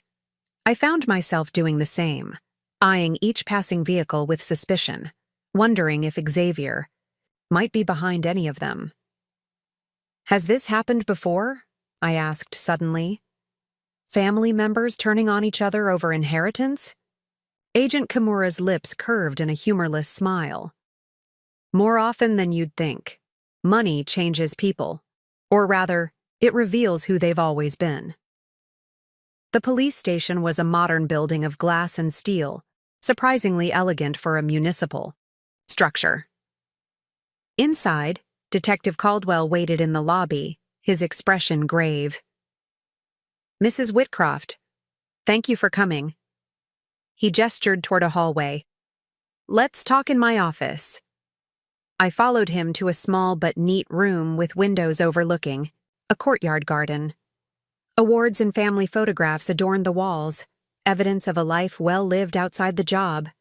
He indicated a chair, then closed the door behind Agent Kimura, who positioned herself unobtrusively against the wall. We've been working through the night, Caldwell began, analyzing the evidence you provided. What we've found goes beyond even what we initially suspected. I waited, steeling myself for whatever was coming. Your stepchildren didn't just embezzle funds, he continued. They were systematically destroying Whitcroft Industries from within, tanking stock values, alienating key clients, driving away talented employees, all while extracting maximum profit for themselves before the collapse. But why? I asked, genuinely puzzled. If they inherited the company, why destroy it? Because they weren't planning to inherit it as a going concern. He opened a folder and pushed a document across the desk. They had buyers lined up, competitors who wanted Whitcroft's patents, client lists, and proprietary technology. The plan was to sell off the valuable assets after Maxwell's death, then let the shell of the company collapse, leaving employees and smaller shareholders with nothing. I scanned the document, a draft agreement between Piers Whitcroft and Axiom Industries, a notorious corporate raider known for dismantling acquired companies. The date caught my eye. 3 months before Maxwell's death. They knew, I whispered. They had this planned well before he died. Caldwell nodded grimly. And there's more. We found communication suggesting they were actively working to accelerate your husband's death. The room seemed to tilt slightly. What exactly does that mean? He hesitated, choosing his words carefully. They were aware of his heart condition. There's evidence they deliberately created stressful situations, withheld medication, even tampered with his health monitoring devices to prevent early warning of cardiac issues. I struggled to find words. That's murder. It's complicated legally.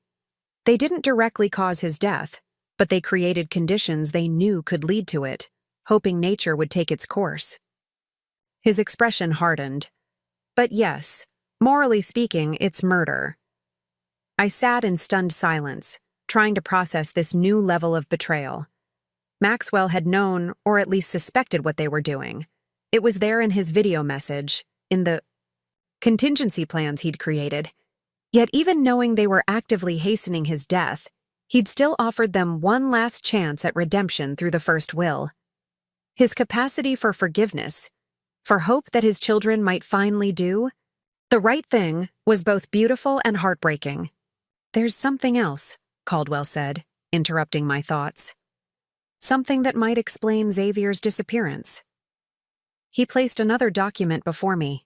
It appeared to be a medical report, though most of the technical language was beyond my understanding. What am I looking at? DNA test results, he replied. Found among your husband's files. As part of his investigation, Maxwell apparently ordered comparative testing between himself and all 3 of his children. I looked up sharply. And? Piers and Bianca are biologically his. Xavier is not. The revelation struck me with physical force. Xavier, the youngest, the most troubled, the one who had always seemed the least like Maxwell in temperament and character. Not his biological son. Does Xavier know? I asked. We believe so. There were emails from Maxwell confronting his ex-wife about the deception, dated just weeks before his death. It appears she confirmed the truth, but begged him not to tell Xavier. Maxwell agreed to keep the secret temporarily, but insisted on addressing it after completing his investigation into the company fraud. So, Xavier has known for weeks that he's not a Whitcroft, I murmured, piecing it together. Yet he still participated in the fraud, still helped plot against his father, against the man who raised him as his own for 30 years. Some bonds go beyond biology, Agent Kimura observed quietly from her position by the wall. And some betrayals cut deeper because of it. She was right. Regardless of blood, Maxwell had been Xavier's father in every way that mattered, had raised him, educated him, given him opportunities, forgiven his mistakes. That Xavier could repay that love with such calculated malice seemed almost incomprehensible. Almost. I thought of the years I'd spent trying to connect with Xavier, to build some bridge between us. His coldness, his resentment, his occasional flashes of genuine hatred. I'd attributed it to jealousy, to his fear that I was replacing his mother in Maxwell's affections. But perhaps there had been something deeper at work, some unconscious knowledge of his difference, his separateness from the Whitcroft line. "We think this is why Xavier ran," Caldwell continued. "The fraud charges are serious, but with the right lawyers, he might have faced minimal jail time. But the DNA results change everything. He's not legally entitled to any Whitcroft inheritance. Everything he's received over the years, allowances, property, positions in the company, it was all built on a lie. Does the public know?" I asked, suddenly concerned for Xavier despite everything. Being exposed this way would destroy whatever remained of his identity. "Not yet. It's relevant to the investigation, but not something we'd release to the media." Caldwell hesitated. "However, it will likely come out during legal proceedings." I nodded, feeling oddly hollow. Another secret Maxwell had carried alone. Another burden he'd shouldered to protect others, even those who didn't deserve protection. "Why are you telling me this?" I asked finally. "Two reasons," Caldwell replied. "First, it's information you have a right to know as Maxwell's widow and the new head of Whitcroft Industries. Second, it potentially makes Xavier even more dangerous. A man who's lost not just his freedom and fortune, but his very identity might be capable of desperate actions."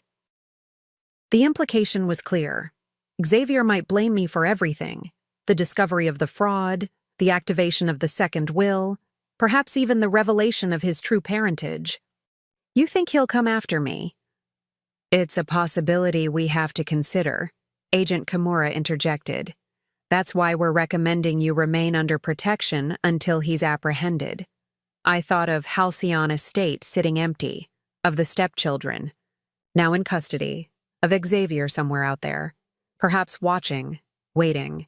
A wave of determination rose within me. "I want to go home," I said firmly. Both Caldwell and Kimura looked startled.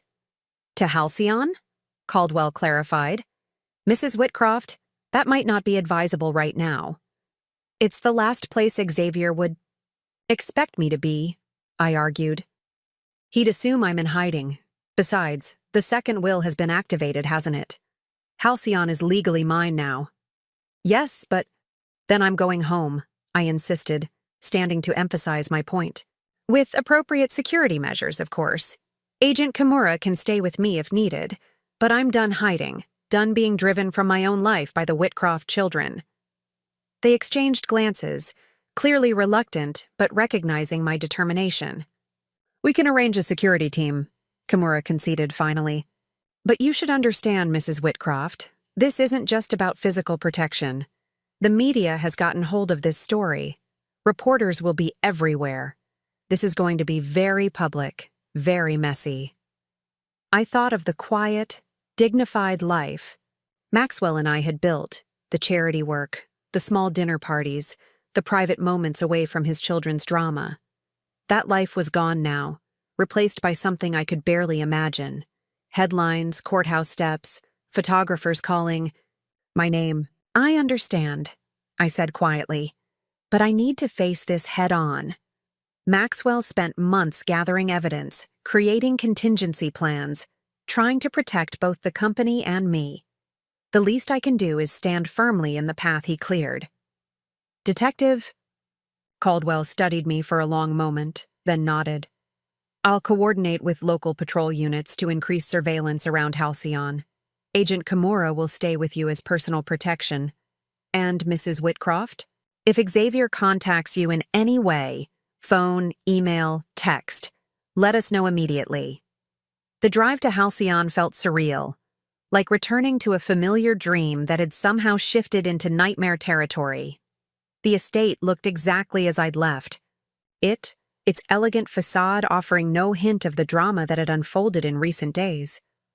Only the absence of the stepchildren's expensive cars in the driveway suggested anything had changed. As we approached the front entrance, Agent Kimura suddenly tensed, raising one hand to stop me. "The door," she said quietly. "It's ajar." I froze, eyes fixed on the heavy oak door that stood slightly open. Had I left it that way when we fled? No, Josephine would never have allowed such a lapse in security. "Stay in the car," Kimura instructed, her voice calm but authoritative. "Lock the doors. I'm going to check it out." She drew her weapon and approached the house cautiously, moving with the practiced efficiency of someone trained for precisely such situations. I watched, heart pounding, as she disappeared inside. The minutes crawled by with excruciating slowness. I kept my eyes fixed on the doorway, jumping at every shadow, every rustle of leaves in the garden. Just as I was about to disobey orders and follow her in, Kimura reappeared. "All clear," she called, holstering her weapon. "But someone's definitely been here." I hurried up the steps. "What do you mean?" "Nothing obvious at first glance. No ransacking, no major damage. But things have been moved, searched, professionally. Someone was looking for something specific." We entered the foyer together, and immediately I saw what she meant. To a casual observer, everything appeared normal. But I knew this house intimately. The crystal vase on the entry table had been shifted slightly.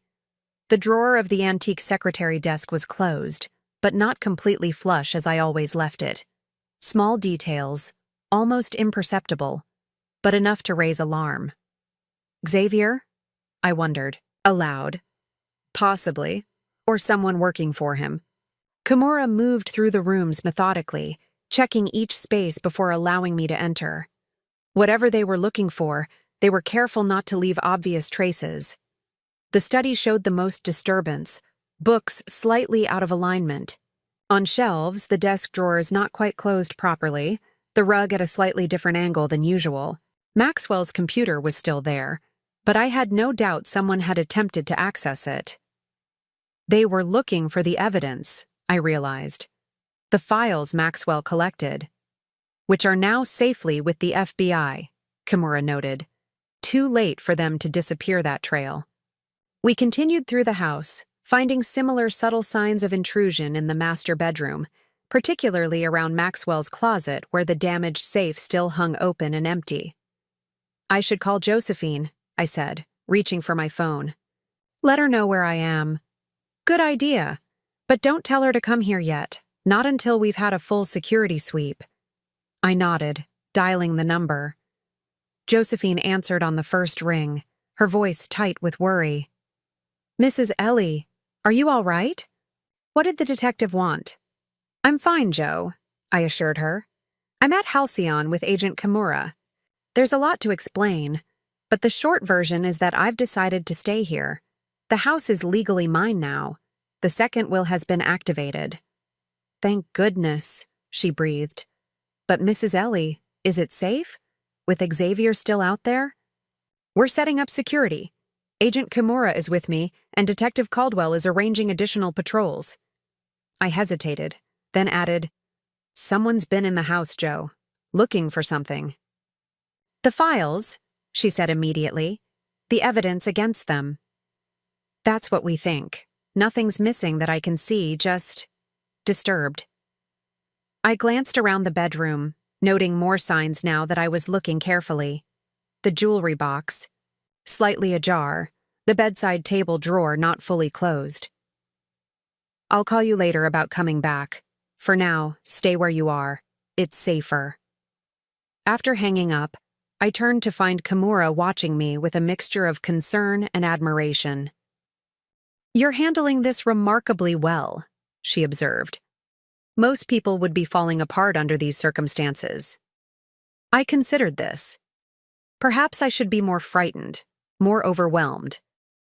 But something had shifted inside me since finding Maxwell's hidden files, since reading his final letter, since understanding the full scope of what he'd been facing alone. "My husband spent months gathering evidence against his own children," I said quietly. "He knew they were likely hastening his death. Yet he still offered them one last chance at redemption. If he could face that with courage, I can face this." Kimura nodded respectfully. "Still, we should establish some safety protocols. Don't answer the door unless you're expecting someone. Keep curtains drawn after dark. Maintain regular check-ins with Detective Caldwell or myself." "Of course." "And Mrs. Whitcroft, I recommend you don't stay here alone for the foreseeable future. Even with security measures, it's a big house with a lot of entry points." I thought of Josephine, of her unwavering loyalty over the years.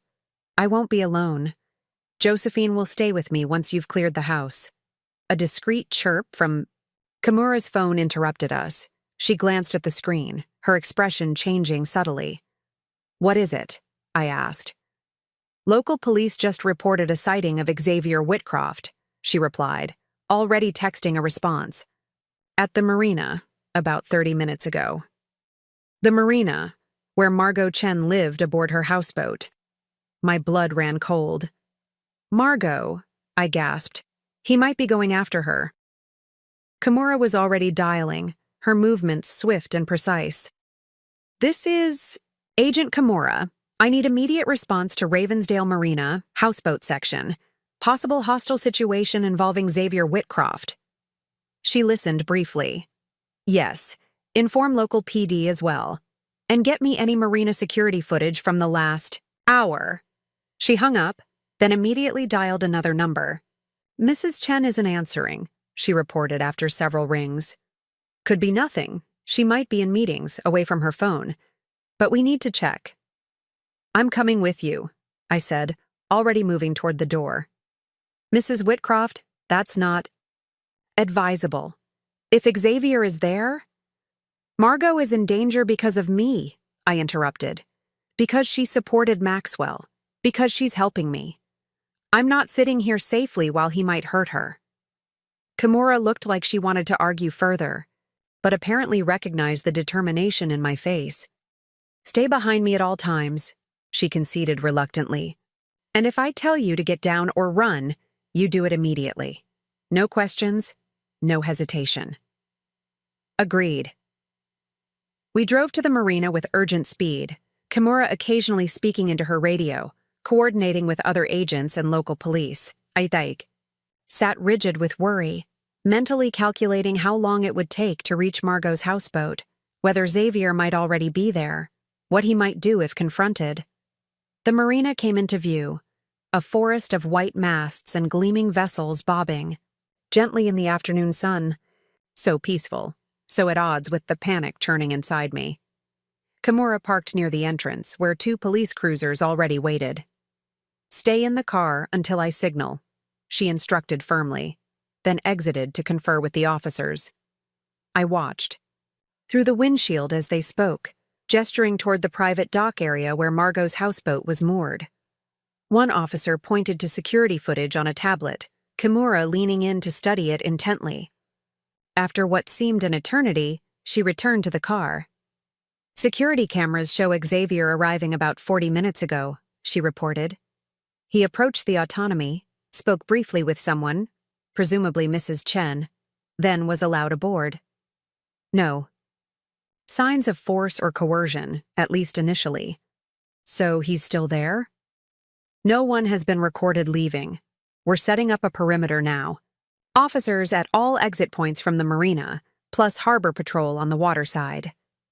"What's the plan?" I asked, trying to keep my voice steady. "Standard protocol would be to establish communication, attempt negotiation, determine if hostages are involved." She studied me for a moment. However, this might be an opportunity to use your connection. Xavier might respond differently to you than to law enforcement. I blinked in surprise. You want me to talk to him? Not directly. Not yet, but perhaps a phone call with officers listening in. If he answers, we gain information about the situation inside. If Mrs. Chen answers, even better. It made sense, though the thought of speaking to Xavier after everything I'd learned sent ice through my veins. Still, if it could help Margot. I'll do it, I said. What should I say? Keep it simple. Ask if he's with Margot if everything's okay. Try to get a sense of his emotional state, his intentions. Don't antagonize him or mention the charges. I nodded, pulling out my phone and dialing Margot's number.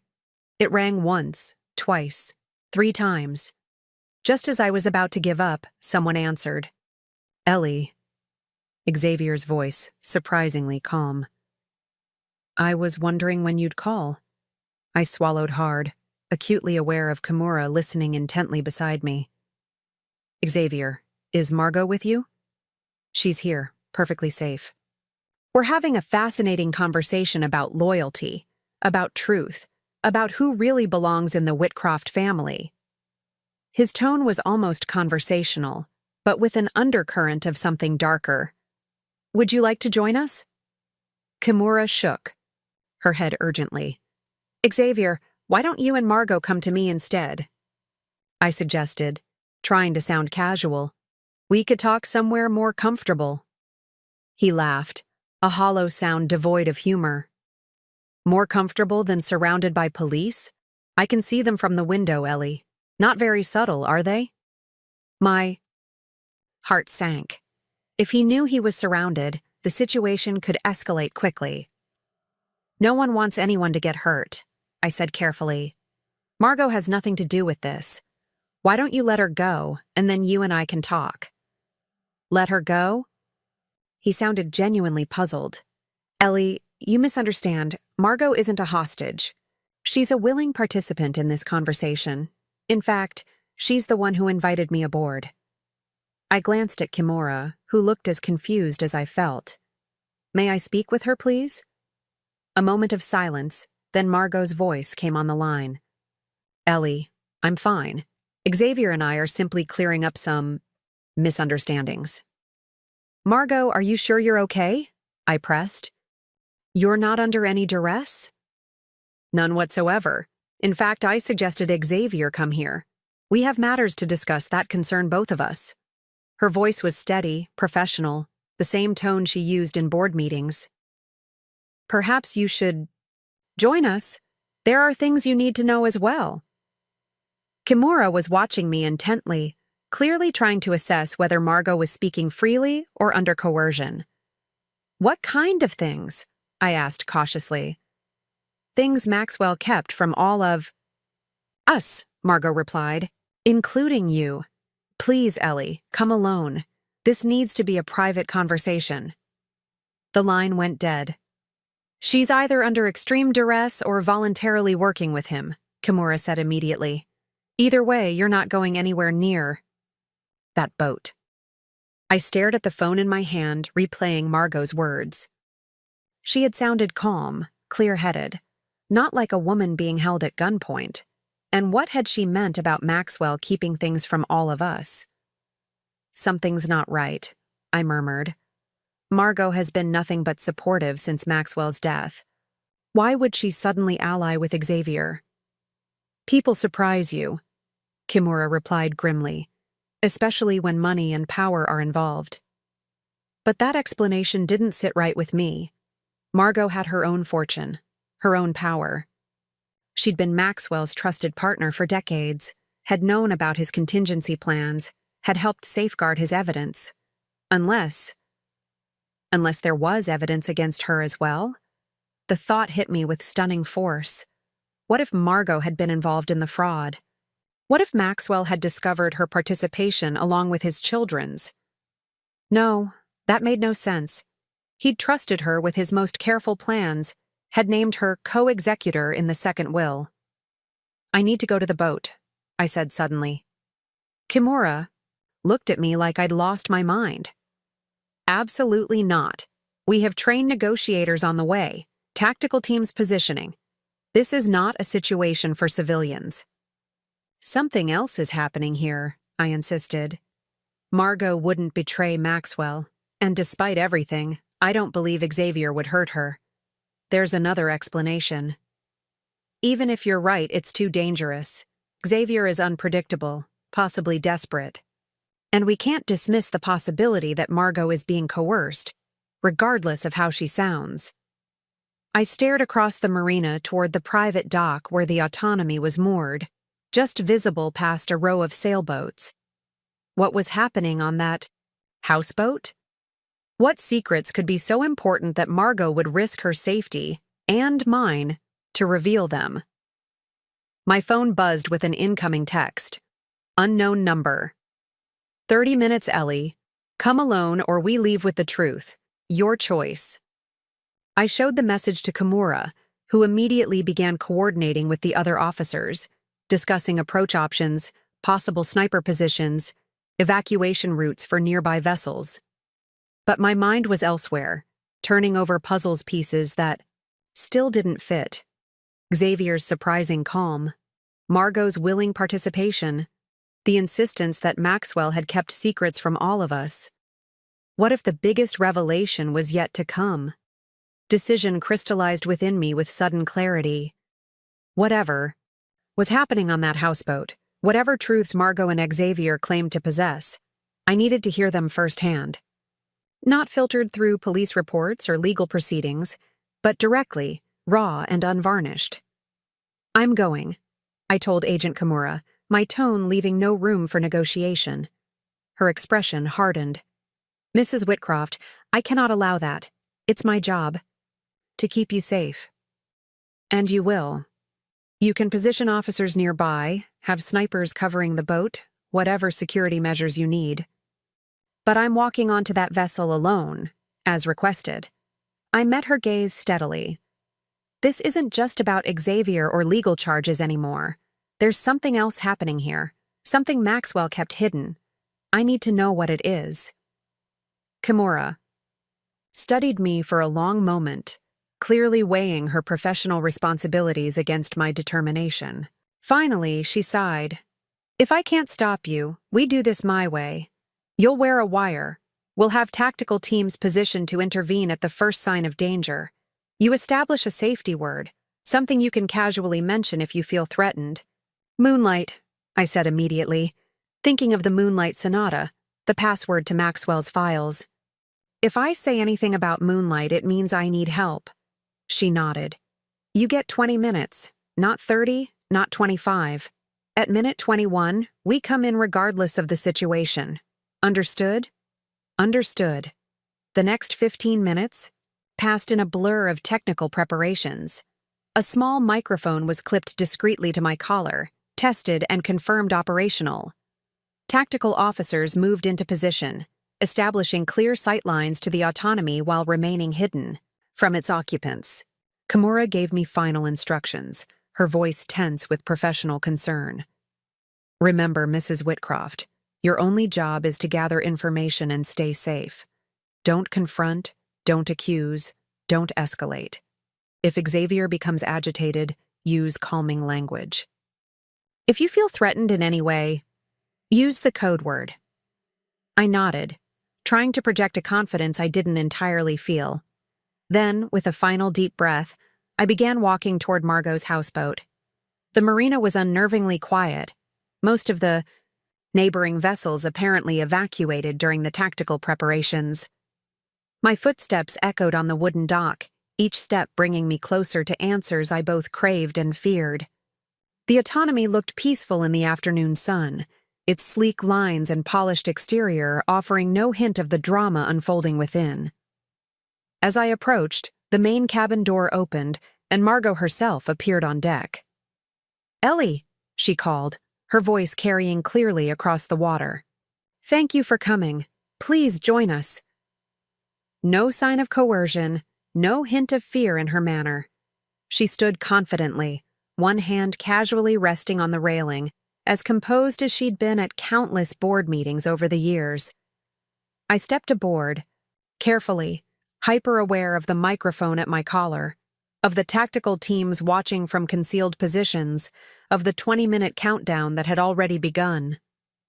Margot led me into the main cabin, a spacious area furnished with the same minimalist elegance that characterized everything in her life. Xavier sat in an armchair by the window, a glass of what appeared to be scotch in his hand. He looked up. As I entered, his expression surprisingly calm, almost resigned.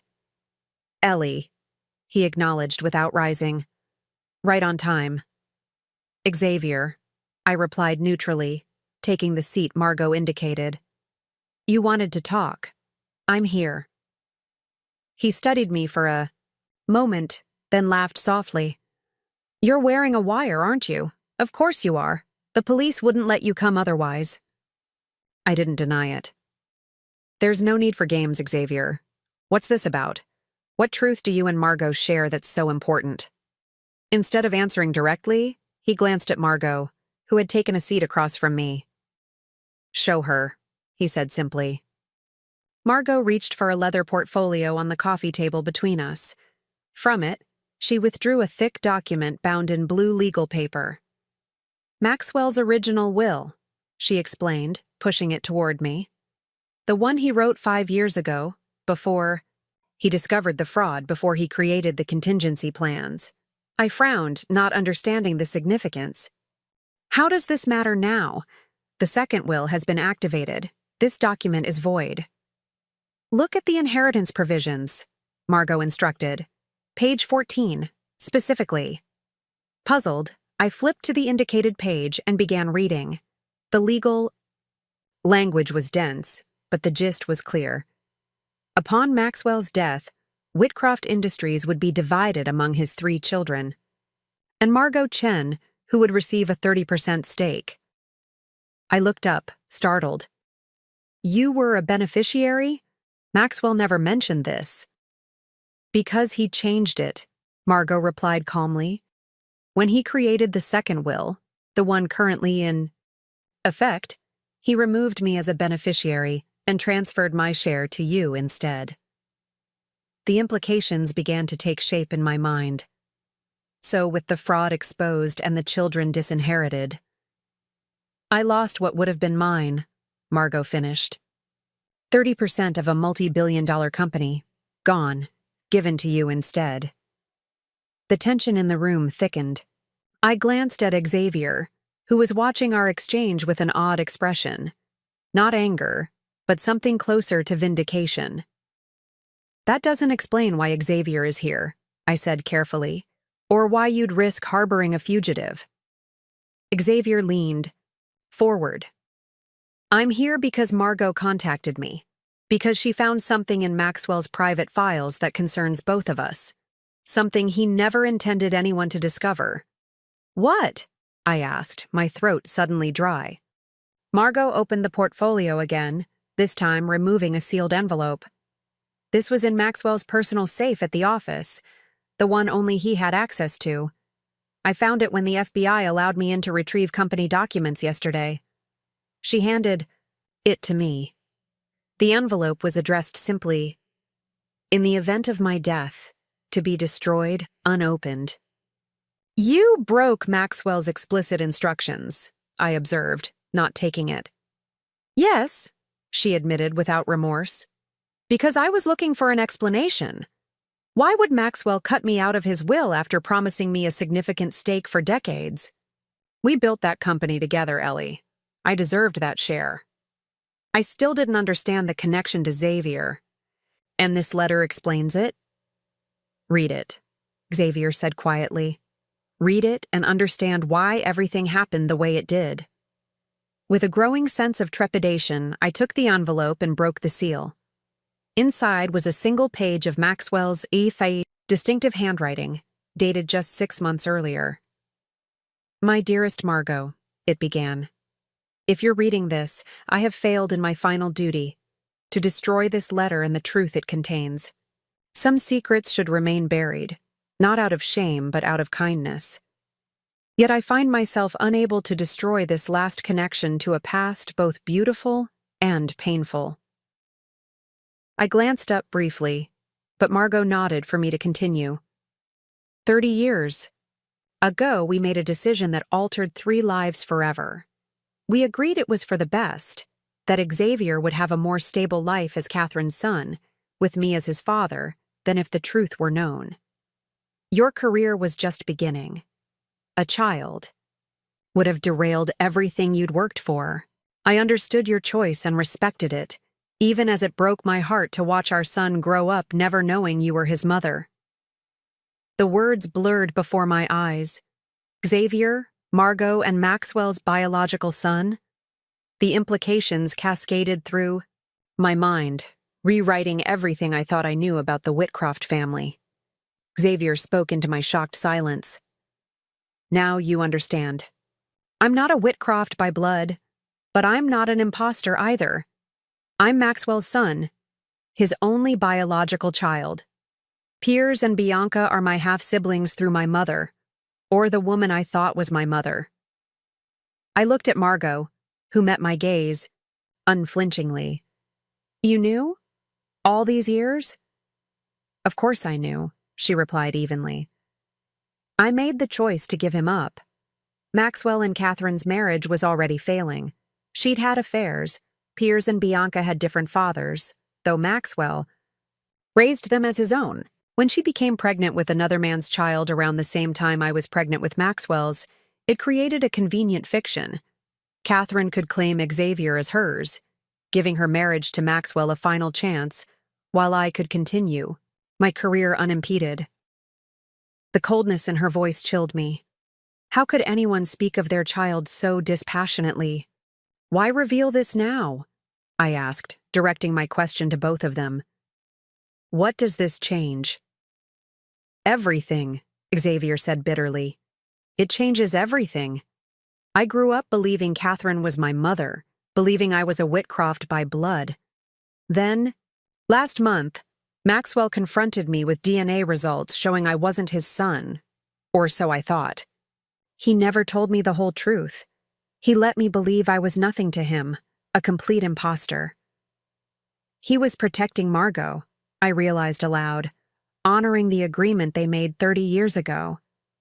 At my expense, Xavier snapped. Do you have any idea what it did to me? Finding out my entire identity was a lie? I joined Piers and Bianca in their scheme because I felt I had nothing left to lose, that if I wasn't a real Whitcroft, I might as well take what I could from the family that had deceived me. I turned back to Margot. And you? What do you gain from revealing this now? Leverage, she replied simply. The second will gives you control of Whitcroft Industries. I want my 30% restored. In exchange, this information stays private. The mercenary calculation behind her words stunned me. This was the woman Maxwell had trusted completely, had made his partner in business, and the guardian of his contingency plans. Yet here she was, using their secret child as a bargaining chip for financial gain. Blackmail, I said flatly. That's what this is. She shrugged elegantly. Business. I spent 30 years helping build that company. I've earned my share. And what about Xavier? I asked. What does he get from this arrangement? He's still facing criminal charges. A better plea deal, Xavier answered. Margot has connections in the Justice Department. With her help, I can argue I was manipulated by Piers and Bianca after the emotional trauma of the DNA revelation. I might avoid prison entirely. I sat back, trying to process the magnitude of what I'd learned. Maxwell had been keeping secrets from everyone, from his children, from me, perhaps even from himself. He'd created elaborate contingency plans to protect his company and ensure justice, yet had maintained this fundamental deception at the core of his family. 20 minutes are almost up, Margot observed calmly. Your police escort will be getting anxious. What's it going to be, Ellie? Do we have a deal? My silence and help with Xavier's case in exchange for my rightful share of the company? I looked at the letter in my hands, at the pain and regret evident in Maxwell's handwriting, then at Xavier, the son he'd raised without claiming, and Margot, the trusted partner who'd abandoned her child for career advancement. My decision was sudden and absolute. No, I said firmly, no deal. Margot's composed facade cracked slightly. You're not thinking clearly. This information would create a media frenzy. The noble Maxwell Whitcroft, carrying on an affair with his business partner, raising their secret love child while lying to everyone, including his wife. Your pristine image of him would be destroyed in the public eye. I don't care, I replied. Truthfully, I loved Maxwell, the real Maxwell, not some idealized version. His flaws, his mistakes, his secrets, they were all part of who he was. Nothing you can reveal will change that. I turned to Xavier.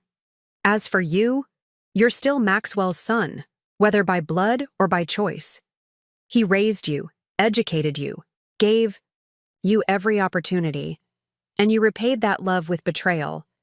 The fact that he's your biological father only makes your actions more contemptible. Xavier flinched as if I'd struck him. You don't understand. I understand perfectly, I interrupted. You felt hurt and betrayed when you learned part of the truth. That's natural, but you chose to respond by destroying everything Maxwell built by actively contributing to conditions that hastened his death. Those weren't the actions of a wounded son. They were the actions of a vindictive, entitled man who believed the world owed him something. I stood, gathering the letter and the original will. I'm taking these with me. You're welcome to tell your story to whoever will listen. Maybe it will help your legal case, Xavier. Maybe it will tarnish Maxwell's memory temporarily. But in the end, the truth remains. Maxwell tried to protect everyone. His company, his employees, his family, even the children who betrayed him. That's his legacy, and nothing you reveal can truly diminish it. Margot rose as well, her expression hardening. You're making a mistake. I could be a powerful ally, or a dangerous enemy. I'll take my chances, I replied calmly. Maxwell trusted me with his company for a reason. He knew I would make the right decisions, even the difficult ones. As if on cue, the cabin door opened and Agent Kimura appeared, flanked by 2 officers. Time's up, Mrs. Whitcroft. Xavier didn't resist as one of the officers moved to handcuff him. He simply looked at me with an expression I couldn't quite decipher. Perhaps resignation, perhaps a flicker of respect. She's just like him, he said to Margot. Stubborn, principled, willing to sacrifice anything for what she believes is right. Yes, Margot agreed, her voice tinged with something almost like admiration. Perhaps that's why he chose her after all. Outside, the marina had come to life with activity. Police officers securing the scene, news vans gathering at the perimeter, curious onlookers watching from a distance. The private moment of revelation was over, replaced by the public spectacle that would inevitably follow. Detective Caldwell was waiting on the dock, his expression a mixture of relief and concern. Mrs. Whitcroft, you're all right? I'm fine, I assured him, though fine seemed an inadequate description for the emotional upheaval I was experiencing. Xavier came willingly. There was no threat. And the conversation? He pressed. We caught most of it through the wire, but there were gaps. I hesitated, my hand tightening around the letter in my pocket. The revelations about Xavier's parentage, about Maxwell and Margot's past relationship, did those belong in police reports, court documents, news headlines? Nothing relevant to the criminal investigation, I said finally. Personal matters. Family history. Caldwell looked skeptical but didn't push further. We'll need a formal statement, of course, and you should be prepared. This case is attracting significant media attention. The Whitcroft name, the scale of the fraud, the family drama. It's going to be very public. I nodded, glancing toward the gathering news crews. I understand, but first I need to go home, to Halcyon. Home. The word felt different now, weighted with new knowledge, new responsibilities, new possibilities. Halcyon wasn't just a house that had come to me through marriage or inheritance. It was the place where I'd built a life with Maxwell, where we'd shared truths and kept secrets, where we'd loved each other despite our flaws and limitations. The drive back to the estate was silent, my mind too full for conversation. Agent Kimura respected my withdrawal, focusing on the road and occasionally checking in with her colleagues via radio. The sky had begun to darken, streaks of crimson and gold painting the horizon as day shifted toward evening. When we arrived at Halcyon, the house stood quiet and dignified against the twilight, unchanged despite the seismic shifts in my understanding of the life that had been lived within its walls. "Will you be all right alone tonight?" Kimura asked, as we stepped into the foyer. "I can stay or have another agent posted." "Thank you, but that won't be necessary," I replied. "Xavier is in custody, Piers and Bianca as well. The immediate danger has passed." She nodded, though her professional instincts seemed reluctant to leave me unprotected. "Detective Caldwell will want to meet with you tomorrow to formalize your statement. And Mrs. Whitcroft, the media is already requesting interviews. You might want to consider preparing a statement." After she left, I moved through the house slowly, turning on lights against the gathering darkness. In the study, I placed Maxwell's letter and the original will in the desk drawer, not yet ready to decide their ultimate fate. The silence enveloped me, not the tense, wary silence of recent days, but something gentler, almost contemplative. For the first time since Maxwell's death, I felt truly alone with his memory, with the complex, flawed, loving man I had married. I poured myself a small glass of his favorite scotch and settled into his chair by the window, looking out over the gardens now silvered with moonlight. So many secrets revealed, so many truths still to process. Xavier, Maxwell's biological son with Margot. The fraud scheme that had hastened Maxwell's death. The second will that had transferred control of an empire into my hands. My phone chimed with an incoming message, Josephine asking if she should return to Halcyon tonight or in the morning. I texted back quickly, suggesting morning would be soon enough, finding myself grateful for one more night of solitude to collect my thoughts. As I set the phone down, my gaze fell on a framed photograph I'd never particularly noticed before. Maxwell standing on a sailboat, much younger, his arm around an equally youthful Margot. Both smiling, both unaware of the complicated future that awaited them. I picked it up, studying their expressions, searching for hints of the relationship that had produced a child, created decades of secrecy. Had Maxwell truly loved Margot once? Had she loved him? Or had theirs been a moment of weakness, a brief passion that created consequences neither was prepared to face honestly? I would never know the full truth. Some secrets had died with Maxwell. Others remained locked in the hearts of those who had been closest to him. All I could do was move forward with the knowledge I had, making the best decisions possible for myself, for the company, for the legacy Maxwell had entrusted to me. Setting down the photograph, I moved to the window, gazing out at Halcyon's gardens bathed in night. Tomorrow would bring police statements, legal proceedings, media inquiries, board meetings, the inevitable public aftermath of the Whitcroft scandal. But tonight was mine, a precious interlude of quiet reflection before stepping fully into my new role. What would I do with Whitcroft Industries?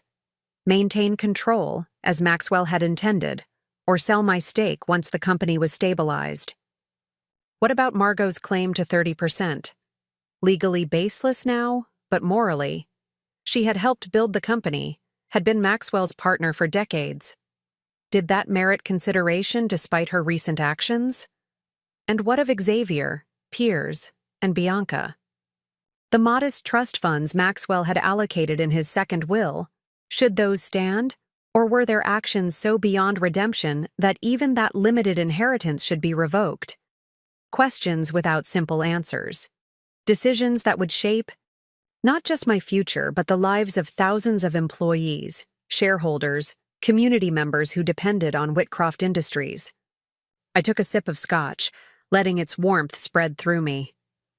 Maxwell had faced similar complex choices throughout his life, balancing business interests against personal relationships, navigating secrets and obligations, trying to do right, by everyone even when right had no clear definition. Perhaps that was his true legacy to me. Not just a company or a fortune, but the understanding that life rarely offers perfect solutions. That love and duty sometimes conflict. That the best we can do is act with integrity based on the information we have, understanding that future revelations may cast our choices in a different light. The grandfather clock in the hallway, the one Maxwell had insisted on restoring. Himself, despite having no experience with antiques, chimed softly, marking the hour. Tomorrow would arrive soon enough, with all its demands and complications. For now, I allowed myself to simply be present in this moment, in this house that had witnessed so much joy and sorrow, truth and deception, beginnings and endings. Whatever came next, Halcyon would remain my anchor, not because it was a Whitcroft family property or a symbol of wealth and status, but because it was where Maxwell and I had built our life together, imperfect and real. Outside, clouds drifted across, the moon momentarily dimming its light before moving on. I watched the shadows shift across the garden, thinking of changes, those we choose and those thrust upon us, those we resist and those we embrace. Maxwell had chosen me to carry his legacy forward, to make the difficult decisions he could no longer make himself. Not because I was perfect or all-knowing, but because he trusted my judgment, my resilience, my capacity to adapt to whatever truths might emerge. I would honor that trust, not by preserving some idealized version of Maxwell Whitcroft or the company he built, but by moving forward with clear-eyed determination, acknowledging both his strengths and his flaws, building on his vision while creating my own. The path ahead would not be easy. There would be legal battles, public scrutiny, difficult choices at every turn.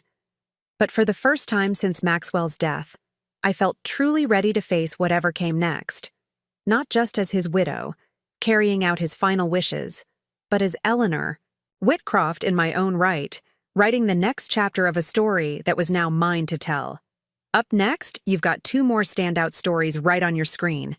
If this one hit the mark, you won't want to pass these up. Just click and check them. Out!